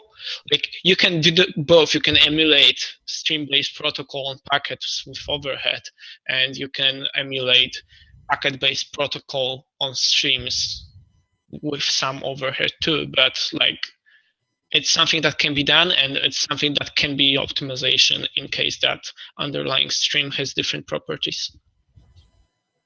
Yep. And yeah, and to wrap this up, I think a like a datagrammer packet thing could somehow be mapped onto a stream interface, like we already have it, but I don't know, it doesn't feel right. Well, what I expect is that you probably have parts where you would map to a stream-based interface, just for making it easier for higher-level protocols to sit on top of it. And then for some lower-level work, you would have the pure message-based interface, which exactly knows what's happening, like, and tries to make sense of the messages.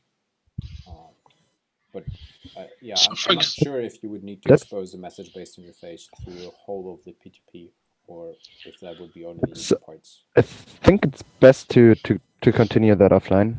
I think I can't describe the reasons why I'd like to have that properly in audio. So I'm just gonna write that down, and then let's discuss the hell out of it in a GitHub issue. Sounds good. Anything else?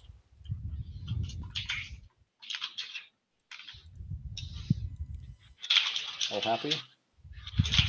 Yep. Cool. Matt, now we can talk about your project repo. Well, it's not yours. Oh, the open source. That was no. It just seems cool, and I knew that thing was there, and I knew what it was for. But it's funny to come back to it after evaluating all those other things, and it's like, oh, this is pretty awesome compared with what other people in the open source world are doing. Yeah. Who have organizations that have lots of repos to keep track of. Yeah. Like would benefit from having a copy of this thing, and then the way it's written. Did Richard write it, or? So Richard wrote part of it. The most part was done by, let me get his handle.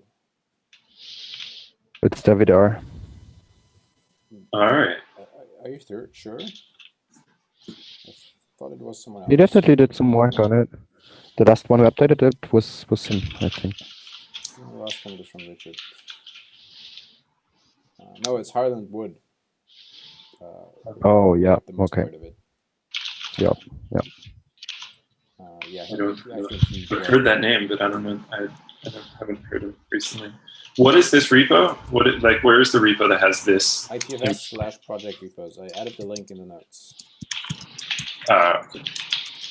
Yeah, I mean, this is pretty cool. There are probably some things that could be optimized here especially for large things, so you don't fetch everything at once and destroy your API query limit. No. But I think that's also it's open source code. If we just if we make sure that other people know that it's there and make it clear that pull requests are welcome. Yeah. Like we let other people make those fixes happen. Yeah. That's pretty cool. Yeah. So it's cool to see. All right. So 27. That's pretty good on time. So and we get a half-hour break before IPLD.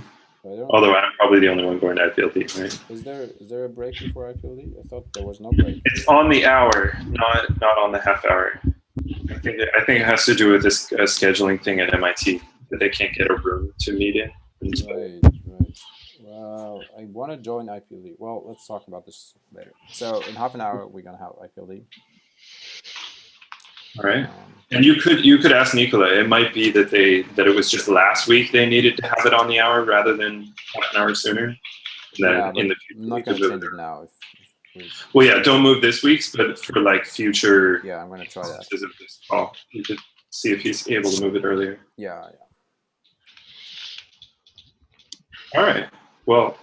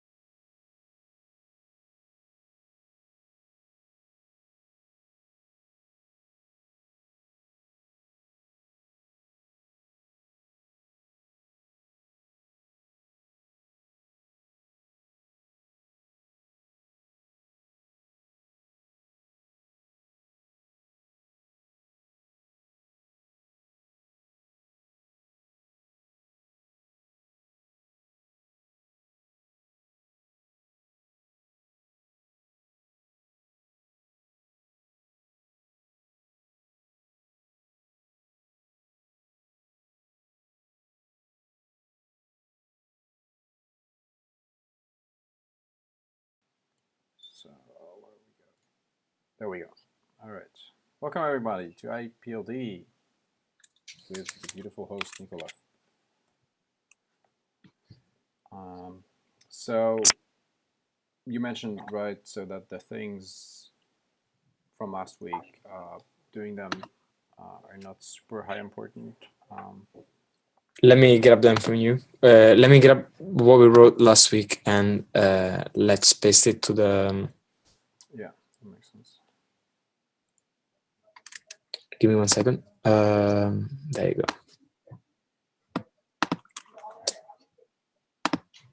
Let me just put this in nice format. Okay.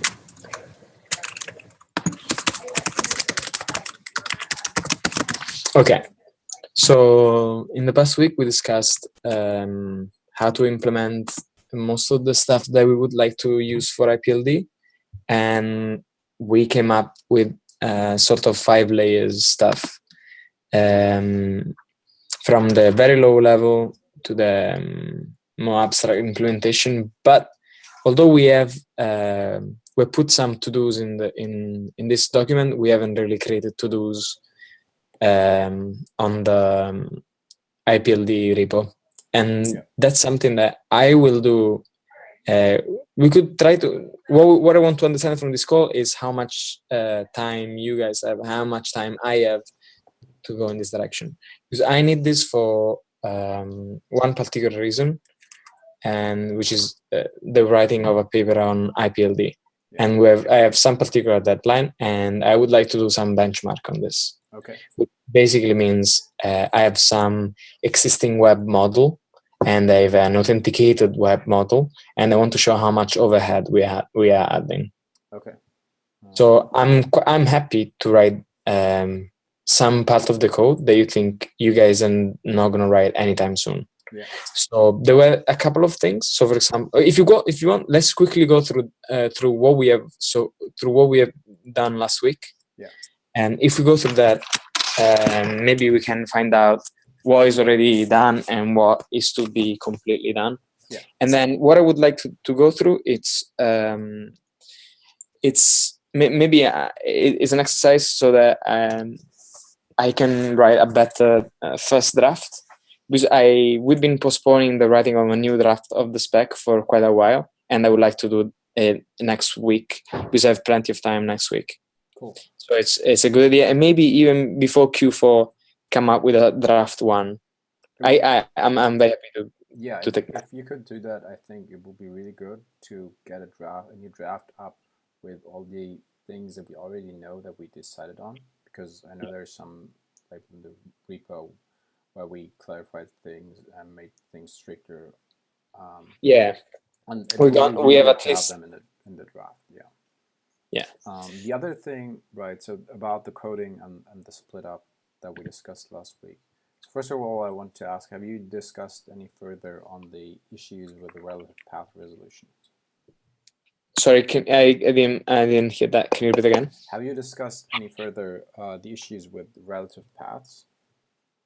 No, although I think at the end of the conversation, we had a quick chat in which we said that most of the issues that we were claiming to be difficult issues are actually not difficult issues. It's just a matter of whether we like those, how we're going to implement something or not. Say that you receive, I'm just going to mention this, I don't want to go deeper, but say that you receive a subgraph. This subgraph has relative paths. Yeah. Now, whenever we give out a graph, we never. Let me say this again.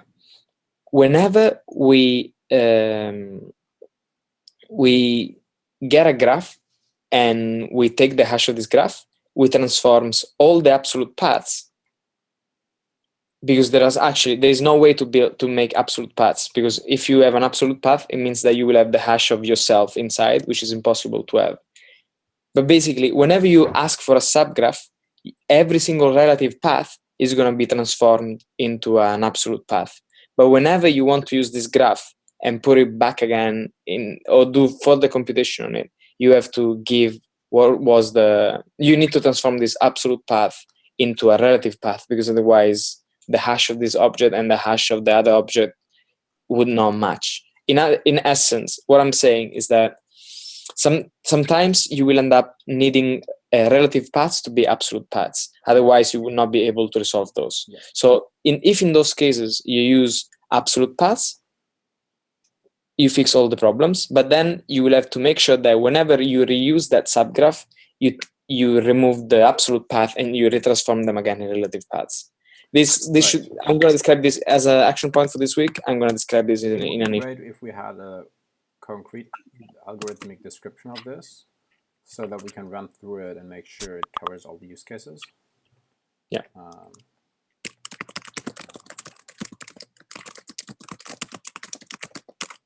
Yeah. Done. So, okie dokie. So, stuff that we should discuss. Let me remove like extra links. Someone joined. That's me. Oh, Sorry I'm late. I was dealing with this poster with Richard. No problem. we just did a quick wrap up of last week. Okay. So here's a crazy idea, Nicola, before we continue. Could we make relative paths an extension? Oh, hold on one second. Someone's not. Hello. I'm in a phone call right now. Oh, if it's quick. I'm expecting a package, and I'm wondering maybe they might deliver it to this room by accident. Sorry, I'm in a chat room. Okay. No worries. So what if, relative paths are interesting and super useful, but not everybody needs them, is the one thing I see. And they add a decent amount of overhead, I think. So could we make relative paths not part of the core spec, but rather an extension that implementers can decide upon if they want to implement it or not? So relative paths across objects, we decided that that's up to the application level. Yes. Relative paths in the same object are a different thing, which basically allows self-reference in the object itself. Now, right, but we still get a lot of overhead. As yes, exactly. In the if we have to transform relative path to absolute path and back and forth, and in the resolver, for example, and yeah, the only difference is that of course we can do them on the application level, but this question is bringing relative paths in the object itself. It's more about whether we want objects to do self-reference. If we want objects to do self-reference, so for example, is it the equivalent of the use of this using relative paths? Right. So the question is really, do we want to have that to be expressible by the definition of the data structure itself or not? And it's something that it's different from the other case, because the other case, if you really want, you can handle on the application level. But in this case, handling this particular thing on the application level would mean either do something trivial, of course, but we have one bigger problem, which is if you want to reference the same thing multiple times in IPLD, what you have to do right now, you have to, without a relative paths, you will have to take this subgraph and hash this subgraph. yes. But if the subgraph is smaller than the length of the hash, there is no need to hash. And using the hash, instead of using the relative path, which could be just dot slash, instead of using the hash, could be an overhead. Yes, but is that actually, like, how often do you expect to have references? Yeah, I don't know. That are smaller than the hash. I mean, not in general, but that are actually smaller than the hash. Yeah. Which That's something seems that to me relatively unlikely, actually.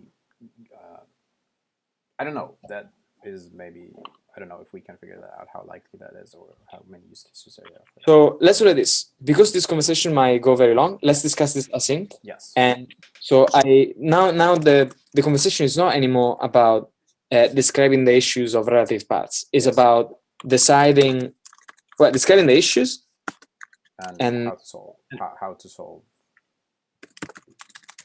Well, understanding the need for relative pairs in the object. Yes. So whether this is actually useful or not. Yes. Because yeah, this is a very good point. If like, the overhead is worth it, basically. Yeah. I think understanding the overhead is going to be like the key to this question. Okay. Cool. Now, it's good, but we should discuss that offline so that we use this time. Yeah, definitely. So the next thing I want to talk about was about writing the new spec. No, sorry. Let's go through the document and understand who allocates time to what. Who is doing which bit of the last week resolutions. Okay.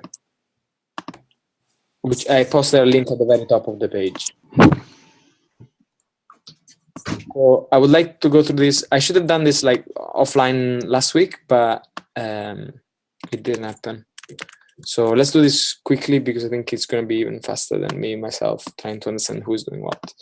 So okay, do you have the documents in front of you? Yeah. Okay. Also, I put everyone in a small box, so I'll not be able to see who raised hands and stuff. So whenever you have to stop me, just stop me. We're just screaming at you. Yeah. So let's go from the layers session. The link is the one on previous week. Now layers. So Blobster. So get delete. Sorry. I want to say something before we go through the layers. So the main issue I currently have with working on IPLD is that we are finishing off lots of cleanup in JS IPFS at the moment and the PTP, and then the IPLD integration is like scheduled for. Well, it was scheduled to start already, but it's been delayed a little bit. So I hope that we actually will start working on it next week or the week after. Okay. And so this is like, and then I will be like probably working all day long on IPLD, and then I can also have like focus on parts of these implementations and getting them ready and into Java in IPFS itself. That being said, there's also one thing we might have to take in consideration. That is David, Juan, and Jeremy have been bike shedding a lot around CIDs and IPLD resolvers and things like that when they work together. David mentioned that today. I don't know what the exact outcome of all these talks are. Sorry, 1 second. I don't know how to stop it. Okay. So, and I expect, so if there are changes there, they might seriously impact these layers. So it would be good to get a draft at least from them in the next couple of days from them, so that we can see if there are any changes that directly impact this. So when you said draft, you mean from me or from them? From them, like just a list of what they talked about and if there are any big changes that they talked about and planned.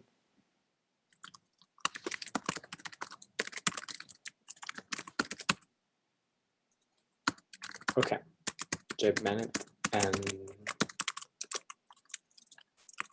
okay. Okay. On the other side, okay, so this is your internal situation. So you think that by next week or the week after next week, you're gonna be start working on IPLD a bit more? Yes. And okay, so I still want to go through the list to understand to what extent it's feasible for me. I'm fine to implement stuff too. I've seen how you guys write code, and I understand that you like some type of streams and some type of style and so on. But on my side, I know that I could wait for a week, but at the same time, I'm like under very strong deadlines. Yes. Which means that by October 16, which is in 2 weeks, Yes. 3 weeks, I have to be ready with not the implementation, but also the writing of the paper and the writing of everything else. Okay, so you have to be done by October 16th with everything. Okay. Yeah, well, not done, but I want to be I want to be able to say that I got most of my results that are enough convincing for everyone to accept that there is this new thing called IPLD and we should be using it regardless of the authentication aspects, but also on a practical point of view. Okay. And I will need to build a few things on top of IPLD. Okay. So maybe it's even fine to build stuff with things that we have today, right? Well, but you can use it today. I mean, like exactly. The only thing is that I was a bit scared of this block, of this forced block size done by IPFS, and what size?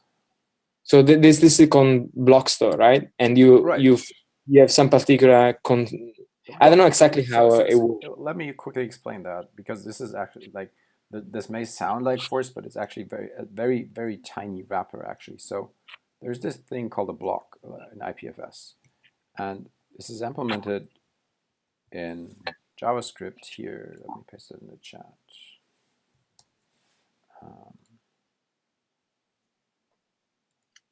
And if you look at the code, it's trivial. Okay. It's trivial. It's 37 lines. So this is just a wrapper around the buffer that also has a hash. Why this exists is actually IPLD is one of the reasons this is super useful. So it has this property extension. So this is a way for us in IPFS to understand if a block of data is, in what format is it stored. And so if you were using IPLD, you would just be using blocks and like telling the block like you're an IPLD block. And all it does is it holds the data and the hash of the data and what type it is. And with this interface, you can just pass it to the block store, and the block store then knows how to read and write these things, right? So that's all it is. There is not more to this construct of a block. So that really shouldn't force you into doing anything special. Okay. So what I'm gonna, so what I was, I'm taking notes. What I was concerned from last week is that you mentioned that the block service might add some overhead because the way IPFS block service was structured, or it forced some block size stuff.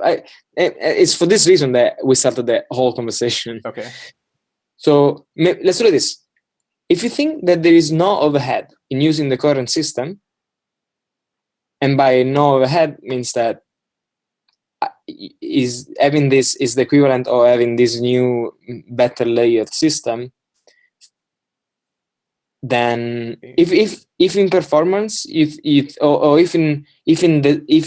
in terms of circuits at the end is going to be the same exact circuit, then I'm fine, and there is no rush in implementing this. In terms of overhead of speed, I don't think there will be any notable difference if we speed and space, both of them are important. Neither speed nor space. So space-wise, it will still be stored the same way. So this block construct that you see here, that's actually not stored on disk. What's stored on disk is just data you pass in, and that will be serialized and deserialized according to the IPLD spec.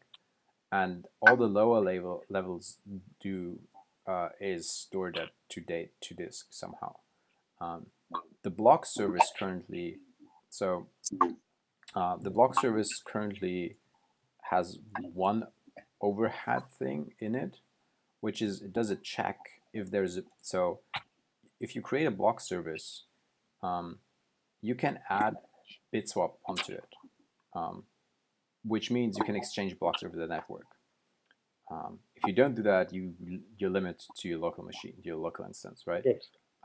So what the only overhead there is, there's literally one if check per method, which does like, hey, am I online? Can I use Bitswap to retrieve this block if I don't have it? That's it.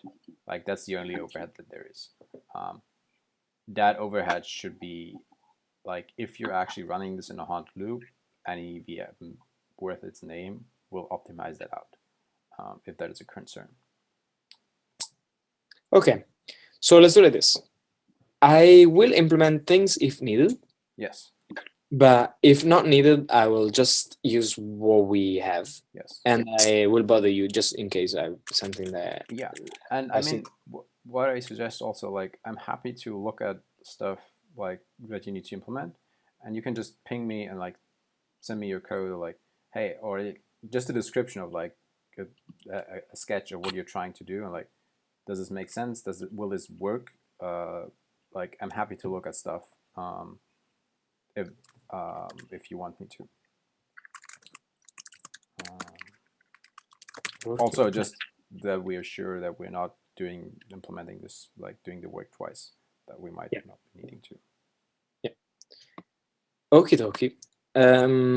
So I guess there's no need really to go through the resolve and all the other stuff. Well, there is only one issue, but we will discuss these issues as soon as they arrive. So, for example, right now the IPLD implementation only gives pathing on IPLD plus CBO, and I might need to have some byte IPLD on byte array or something like that, and do a resolution on that. But I think there shouldn't be an issue on my side, and it is actually fine to do something ad hoc. Okay. But what I would like to do, I would like to avoid anything ad hoc eventually. Yeah, of course. Okay. I'm sure. So David mentioned something about the different formats and different IPLD formats possibilities, that they talked about this, and it sounded like they have a resolution for a resolver that actually can handle different things. So that might be fixed there. Okay. Yeah, we need to chat with them. Yeah. One thing I want to note here, if you're concerned about performance and overhead here. No, like you said in your paper, you need to compile some numbers and stuff. I am pretty sure that, so there, I know two things about our CBOR implementation that we're currently using. I have not reviewed the code fully, and I don't know how good it is actually. I'm 99% sure that there is a lot of speed performance that you could do better there. Okay. Like, I mean, not the end result. And there's one bug in there which so according to the spec, if you serialize an object into CBOR, you have to sort the keys alphabetically before encoding them. The implementation does not do that currently. Yeah, there's an issue somewhere for that. Okay. So the thing is that no, okay, that's absolutely to take in mind. Although I think I will, whenever I will write tests, I will cancel out the fact that to transfer. I will assume that you have CBOR, you use the same library of CBOR, and then the only cost overhead they want to understand is, or they want to calculate out, is the hashing or the pathing. Yeah. Resolution and stuff. I mean, this bug actually doesn't influence anything, like, because everybody's like, no CBOR implementation I've seen so far throws, and if the keys are not sorted. So the only issue there is that two CBOR implementations might give you not 100% exact same object. Yeah, I'll use it. Could be problematic if you test the hashes, right? So if you use different CBOR implementations, yeah, of course, the hashes could be different then. So that's just a warning there. Yeah. Okie dokie. Now, so we've discussed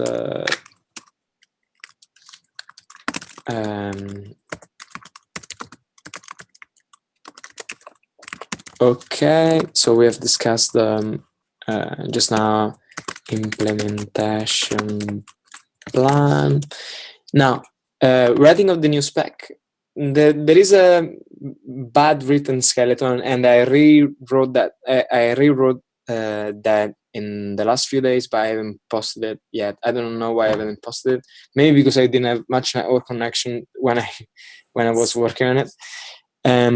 But basically, I really need to sync with Juan on CID because I want to know what is the state of that mainly.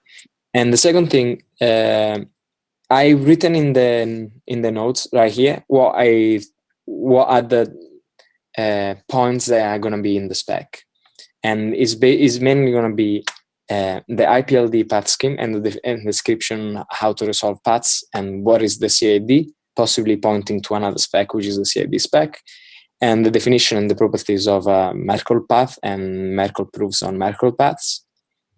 And so this is just the IPLD path scheme. Then we have the IPLD link scheme or link object, and which is basically define a abstract way to define links. A link has a reserved property and CID, and that's something that and later on in the formats describe IPLD plus SIBO and IPLD plus binary data model, and also give guidelines for new type of stuff. So for example, you want to do IPLD over JSON, which we don't recommend, but we show that if you really would like to do that, then this is a general recommendation for holding the keys and reserving keywords and stuff like that. Yeah. So while right now it's just quickly, what exactly is IPLD plus binary? Oh, IPLD plus binary is something that we don't have right now. But, no, but how would you imagine it? Like okay, say they have a big binary blob. Yeah. Right. And at there are many implementation of this. I don't think I have the right one. So the simplest thing is that you have the path scheme that points out what is the offset of the binary that you want to read. I see. Yes. Okay. So that you have in the pathing scheme a way to reference slices of binary data. Yeah. And yes, but it's not just slices of binary data. You also want to be able to make graphs out of this binary data. Yeah. So you need to find a way to link to define a link in a binary blob. So very likely links are going to be at the top. Otherwise, looking for links is going to take you ages. Yeah. And stuff like that. I see. Yeah. Okay. So finding an incredibly simple binary data model, which if we're really clever, it might just be CBOR itself. Because you could just use CBOR. CBOR has a binary field, right? So you have a top level CBOR thing, and then all the data is in one field, which you then can reference into. Yeah. This is something that I think we should give like a particular way to as a particular path scheme, but then you should be able to create your own path scheme, and the way this will be done is done through transformations. So basically, you apply a transformation on a graph, and you get the data, and then this transformation defines what is the path scheme. Because I don't think we're ever going to find the one general way for which you can read binary, because some people like to read this type of slice, some other people like to read these others. But giving one generic scheme or attempting to try to giving one in the same way we give one with SIBO can be really, really important. Yeah, agreed. So this is something because you can then build up on the data on the application layer. If you have a very simple, like for example, like how you access slices in C or something like that, right? If you have something like that as an underlying, you can build fancy query methods on top of it at any level. I would like to add one to-do item, which is investigate how, I forgot the name. Matt, you mentioned him last time. Help me. You're muted, so that doesn't help. I can't read the name for what? the other cool people that write JavaScript storage. Oh, DAT. Thank you. So And I would also to add a to-do item to investigate how that actually works currently on that level, so that we like can get a description on this into our IPLD repo in some issue, and so we just have a reference for now to keep in mind. Yes, Matt. I can clarify my pushback from last week, because it wasn't even specifically about DAT. I was using it as an example. And I realized that really my pushback was that I was and am concerned about composability, right? Like there's that, like in the Node.js sphere, they spend a lot of time talking about breaking things down so that they're modular and composable, and so that you don't need glue. And that was the way that this is described. It's not clear to me that this is following the best patterns for composability. It might be, it's more that it's just not clearly delineated. And that was what was setting off all those alarms of like, if these are correctly composable, then then anyone using DAT could just say, I want to be storing IPLD in DAT, so I'm going to swap out these modules and slip them in here, and I will have a new composition. And that's it to me, the way the DAG block store is described right now. I've forgotten the name. I don't have so many windows. But that level, the thing that combines everything, it seems to be combining too many things, or there's like one element in there that should be broken out as a separate module that is composable. So that's like, if you just attach that term to my concerns, that would probably clarify the conversation with anyone, whether it's the DAP people or not. And especially, I think the question revolves around, so Nicola updated the notes from last week, and it's clear now that DAG store thing, its inputs, its put operation receives an IPLD object. So where is the code that knows how to construct an IPLD object? That's given some information that I wanted, I have a directory of files and I want to represent that as IPLD. At what point does that information get represented as an IPLD object? And what does that mean for it to be represented as an IPLD object? I think that's like one of the main things. It's not clear. That's actually on a much higher level than this. In IPFS, this happens at like 2 levels above this, where there's a thing called UnixFS engine, which uses specific like different algorithms to read data files from disk and store files onto disk based on the possibilities, based on specific algorithms, right? So there are chunkers in there, for example, so it can chunk large files into small blocks, and then it will construct. Currently, it constructs protobuffs, but what will happen in a transition is that we'll then construct IPLD objects. And this code is meant to be written pretty much like we can like, it's pretty agnostic in the way it's written mostly, but it's also meant that people who use IPLD will write this code themselves, because they will know, like, it's like you know how to store your data in your SQLite database. Like the authors of SQLite don't know that, right? They don't prescribe how you have to, there are some rules you have to adhere to when you store data in a table, but that's it.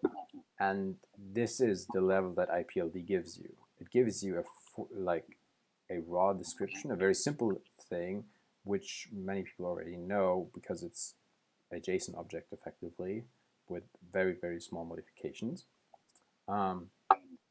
So you can treat it, for example, like you would treat MongoDB, right? Like a document storage. You figure out on your application layer level, how do you want to store data there? What does it make sense? What do you need to pull off? Where you need to build indices because you need to query things. Those things are not things that this low level is concerned with. It just like there's some application that knows what the IPLD may. I mean, for this layer, the IPLD objects they have no meaning. The meaning comes with the application layer. Does it make sense? You're muted. Sorry. The thing that's input as an IPLD object, when it's input as an IPLD object, it does not already have hashes in it. Is that right? It does not already, so the links are not represented using hashes yet. Is that something that's done by the serializer? You would put in the link. Well, that's a good question. Who generates the links and how do you do that? What you would do is, so what currently we do is you take an object with no links and store it. And then when you want to link, now you get a hash back. And when you link to it, now you can link to it. Before you put it in, you can't really link to it because it's not part of the graph yet. There might be an operation here that we can of course add an operation doing something like give me the hash for this object, but this is risky because you might accidentally manipulate it later and then store the manipulated object and then your link is broken. So that's not cool. So that's I see Nicholas' hand up. Basically, like draw a circle around that in your head. That discussion is the discussion that like you should be. If we can set up a conversation with Matthias and or the other DAT committers and say and talk about how are you doing this in DAT? How should this be done in general so that all these modules are composable and so that it's done in a way that makes it easy for someone who's using DAT or IPFS can say, and I want to use IPLD.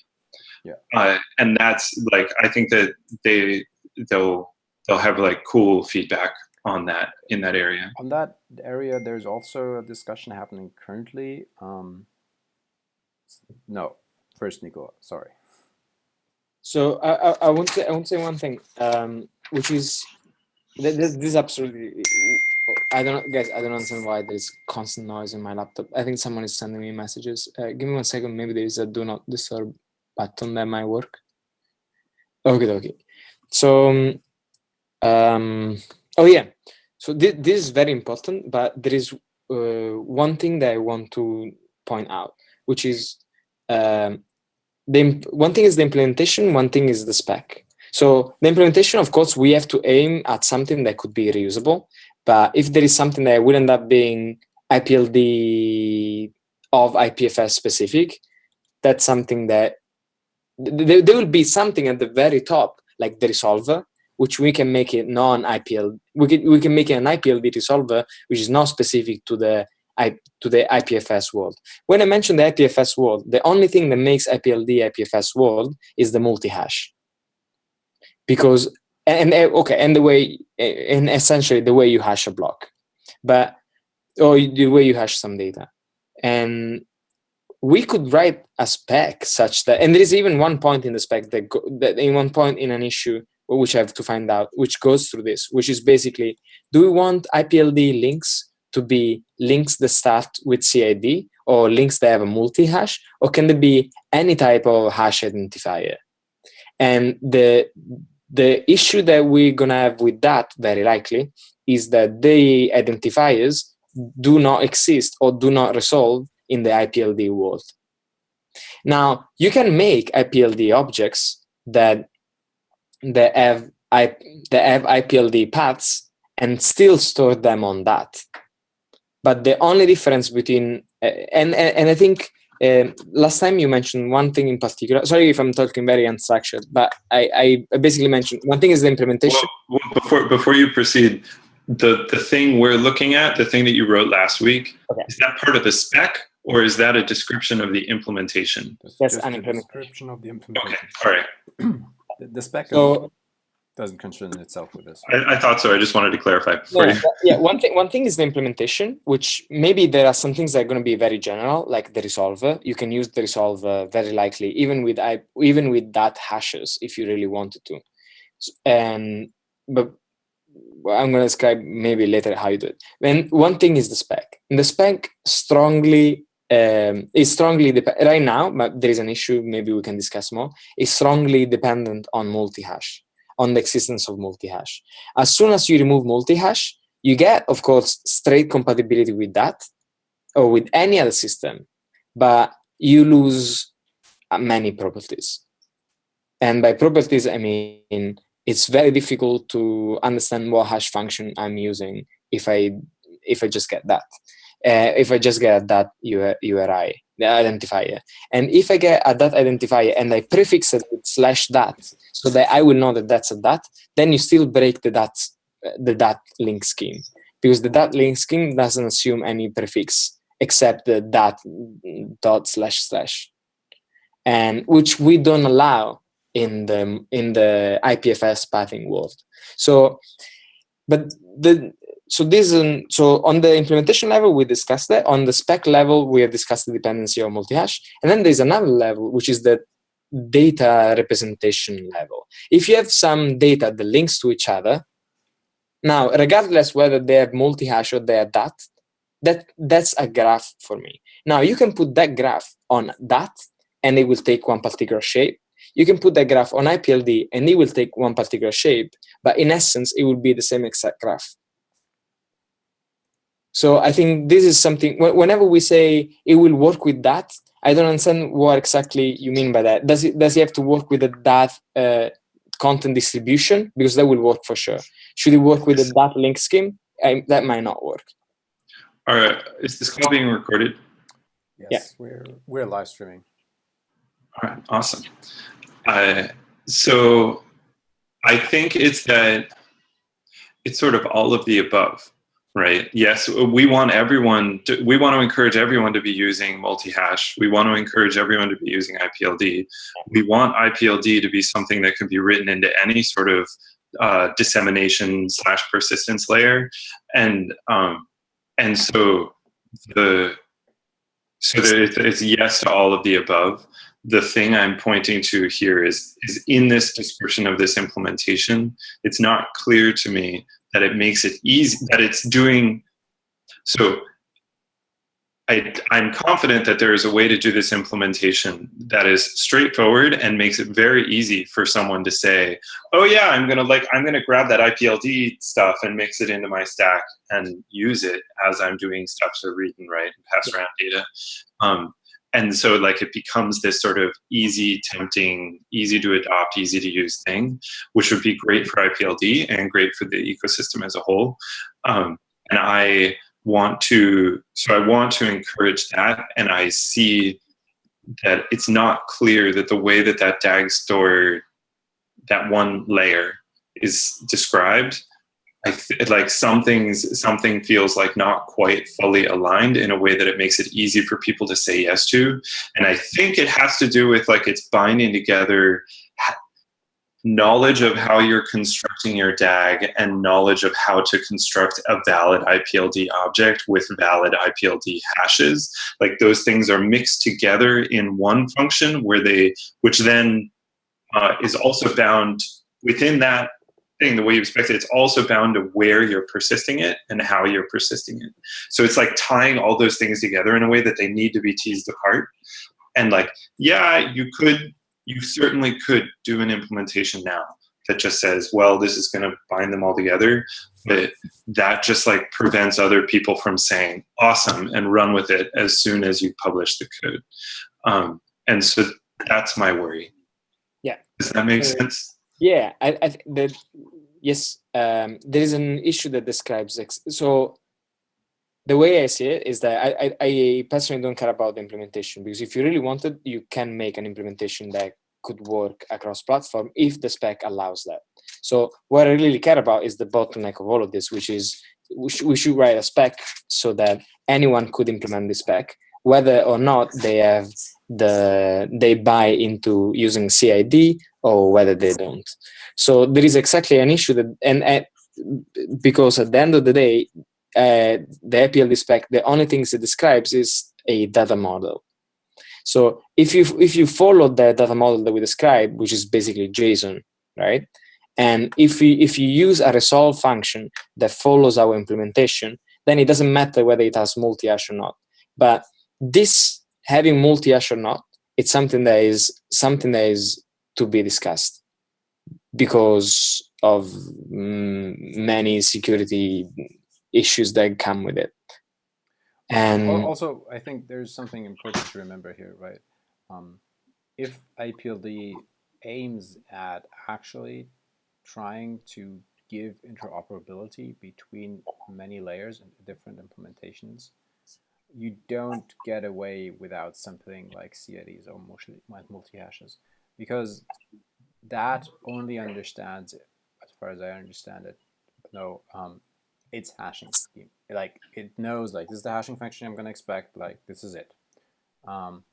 Git expects one hashing function, that's it. Like, I can put in a hashing function, like, whoa, what's happening? What are you giving me? This, I don't understand this. Multi-hashing and CID solve this issue once and for all. And this is a breakage, I agree.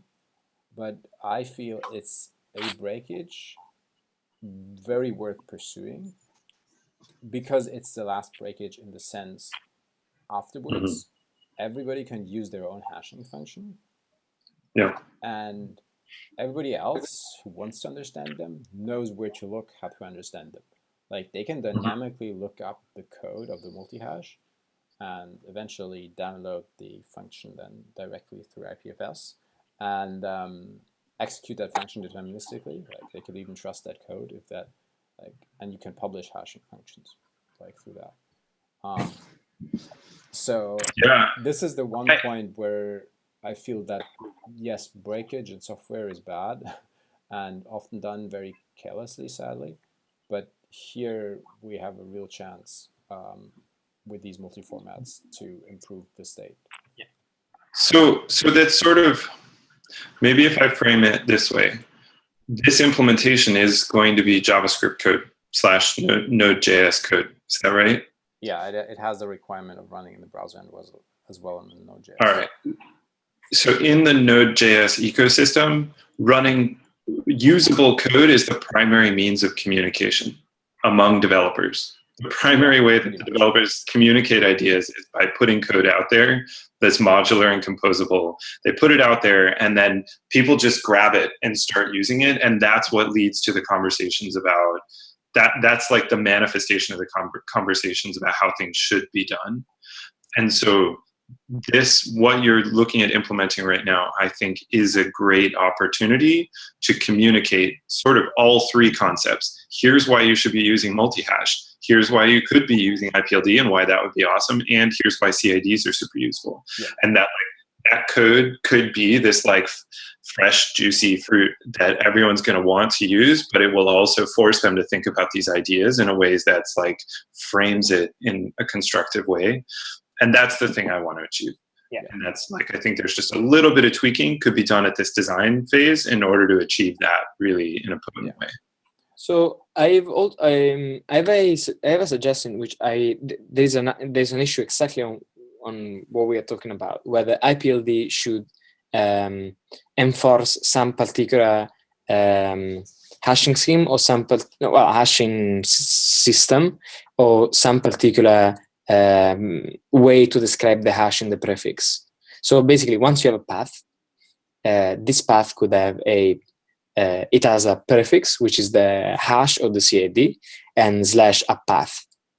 Now, the question in that particular issue is whether IPLD should define how you describe the hash, the hash in first place. Now, if we enforce the way you describe an hash, then the only way to make your system compatible to IPLD is to have a sort of converter, which is what you called glue before. We're not talking about the abstract. The abstract graph is going to be the same.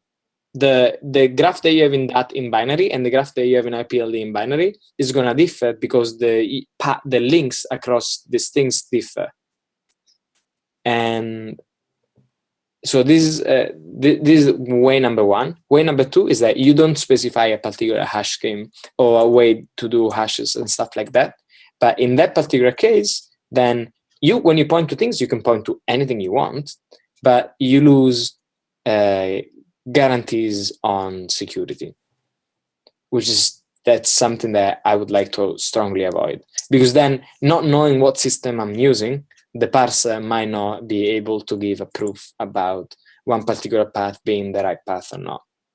So all right. I will post, yes, let's close now. Let's write, I'm gonna rewrite the previous, let's put this for Nicola. Let's put that particular issue with different wording, because I think I've used bad wording. Transform, well, rewrite issue on paths being IPLD only. All right. Okay.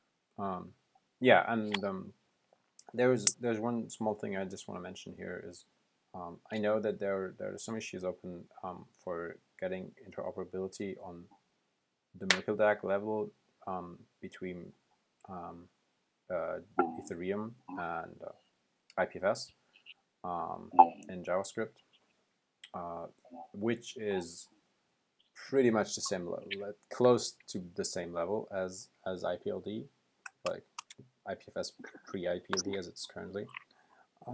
So this will also be interesting to look at what integration issues there are, because for example, Ethereum uses SHA-3 for hashing, so it's a different hashing function as the default and things like that.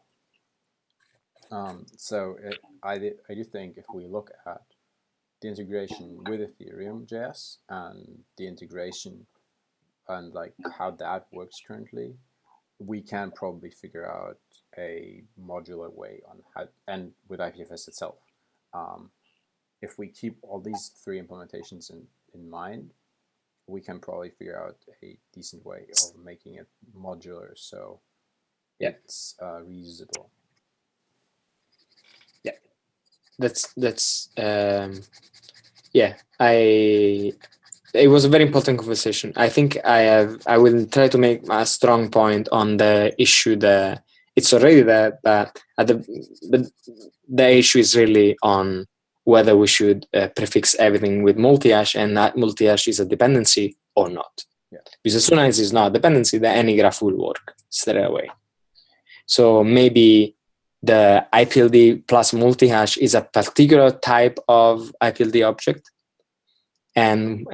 or maybe the IPLD path scheme is just a general little spec by itself, which is you able to use that regardless of whether you use IPLD plus multi-hash or not.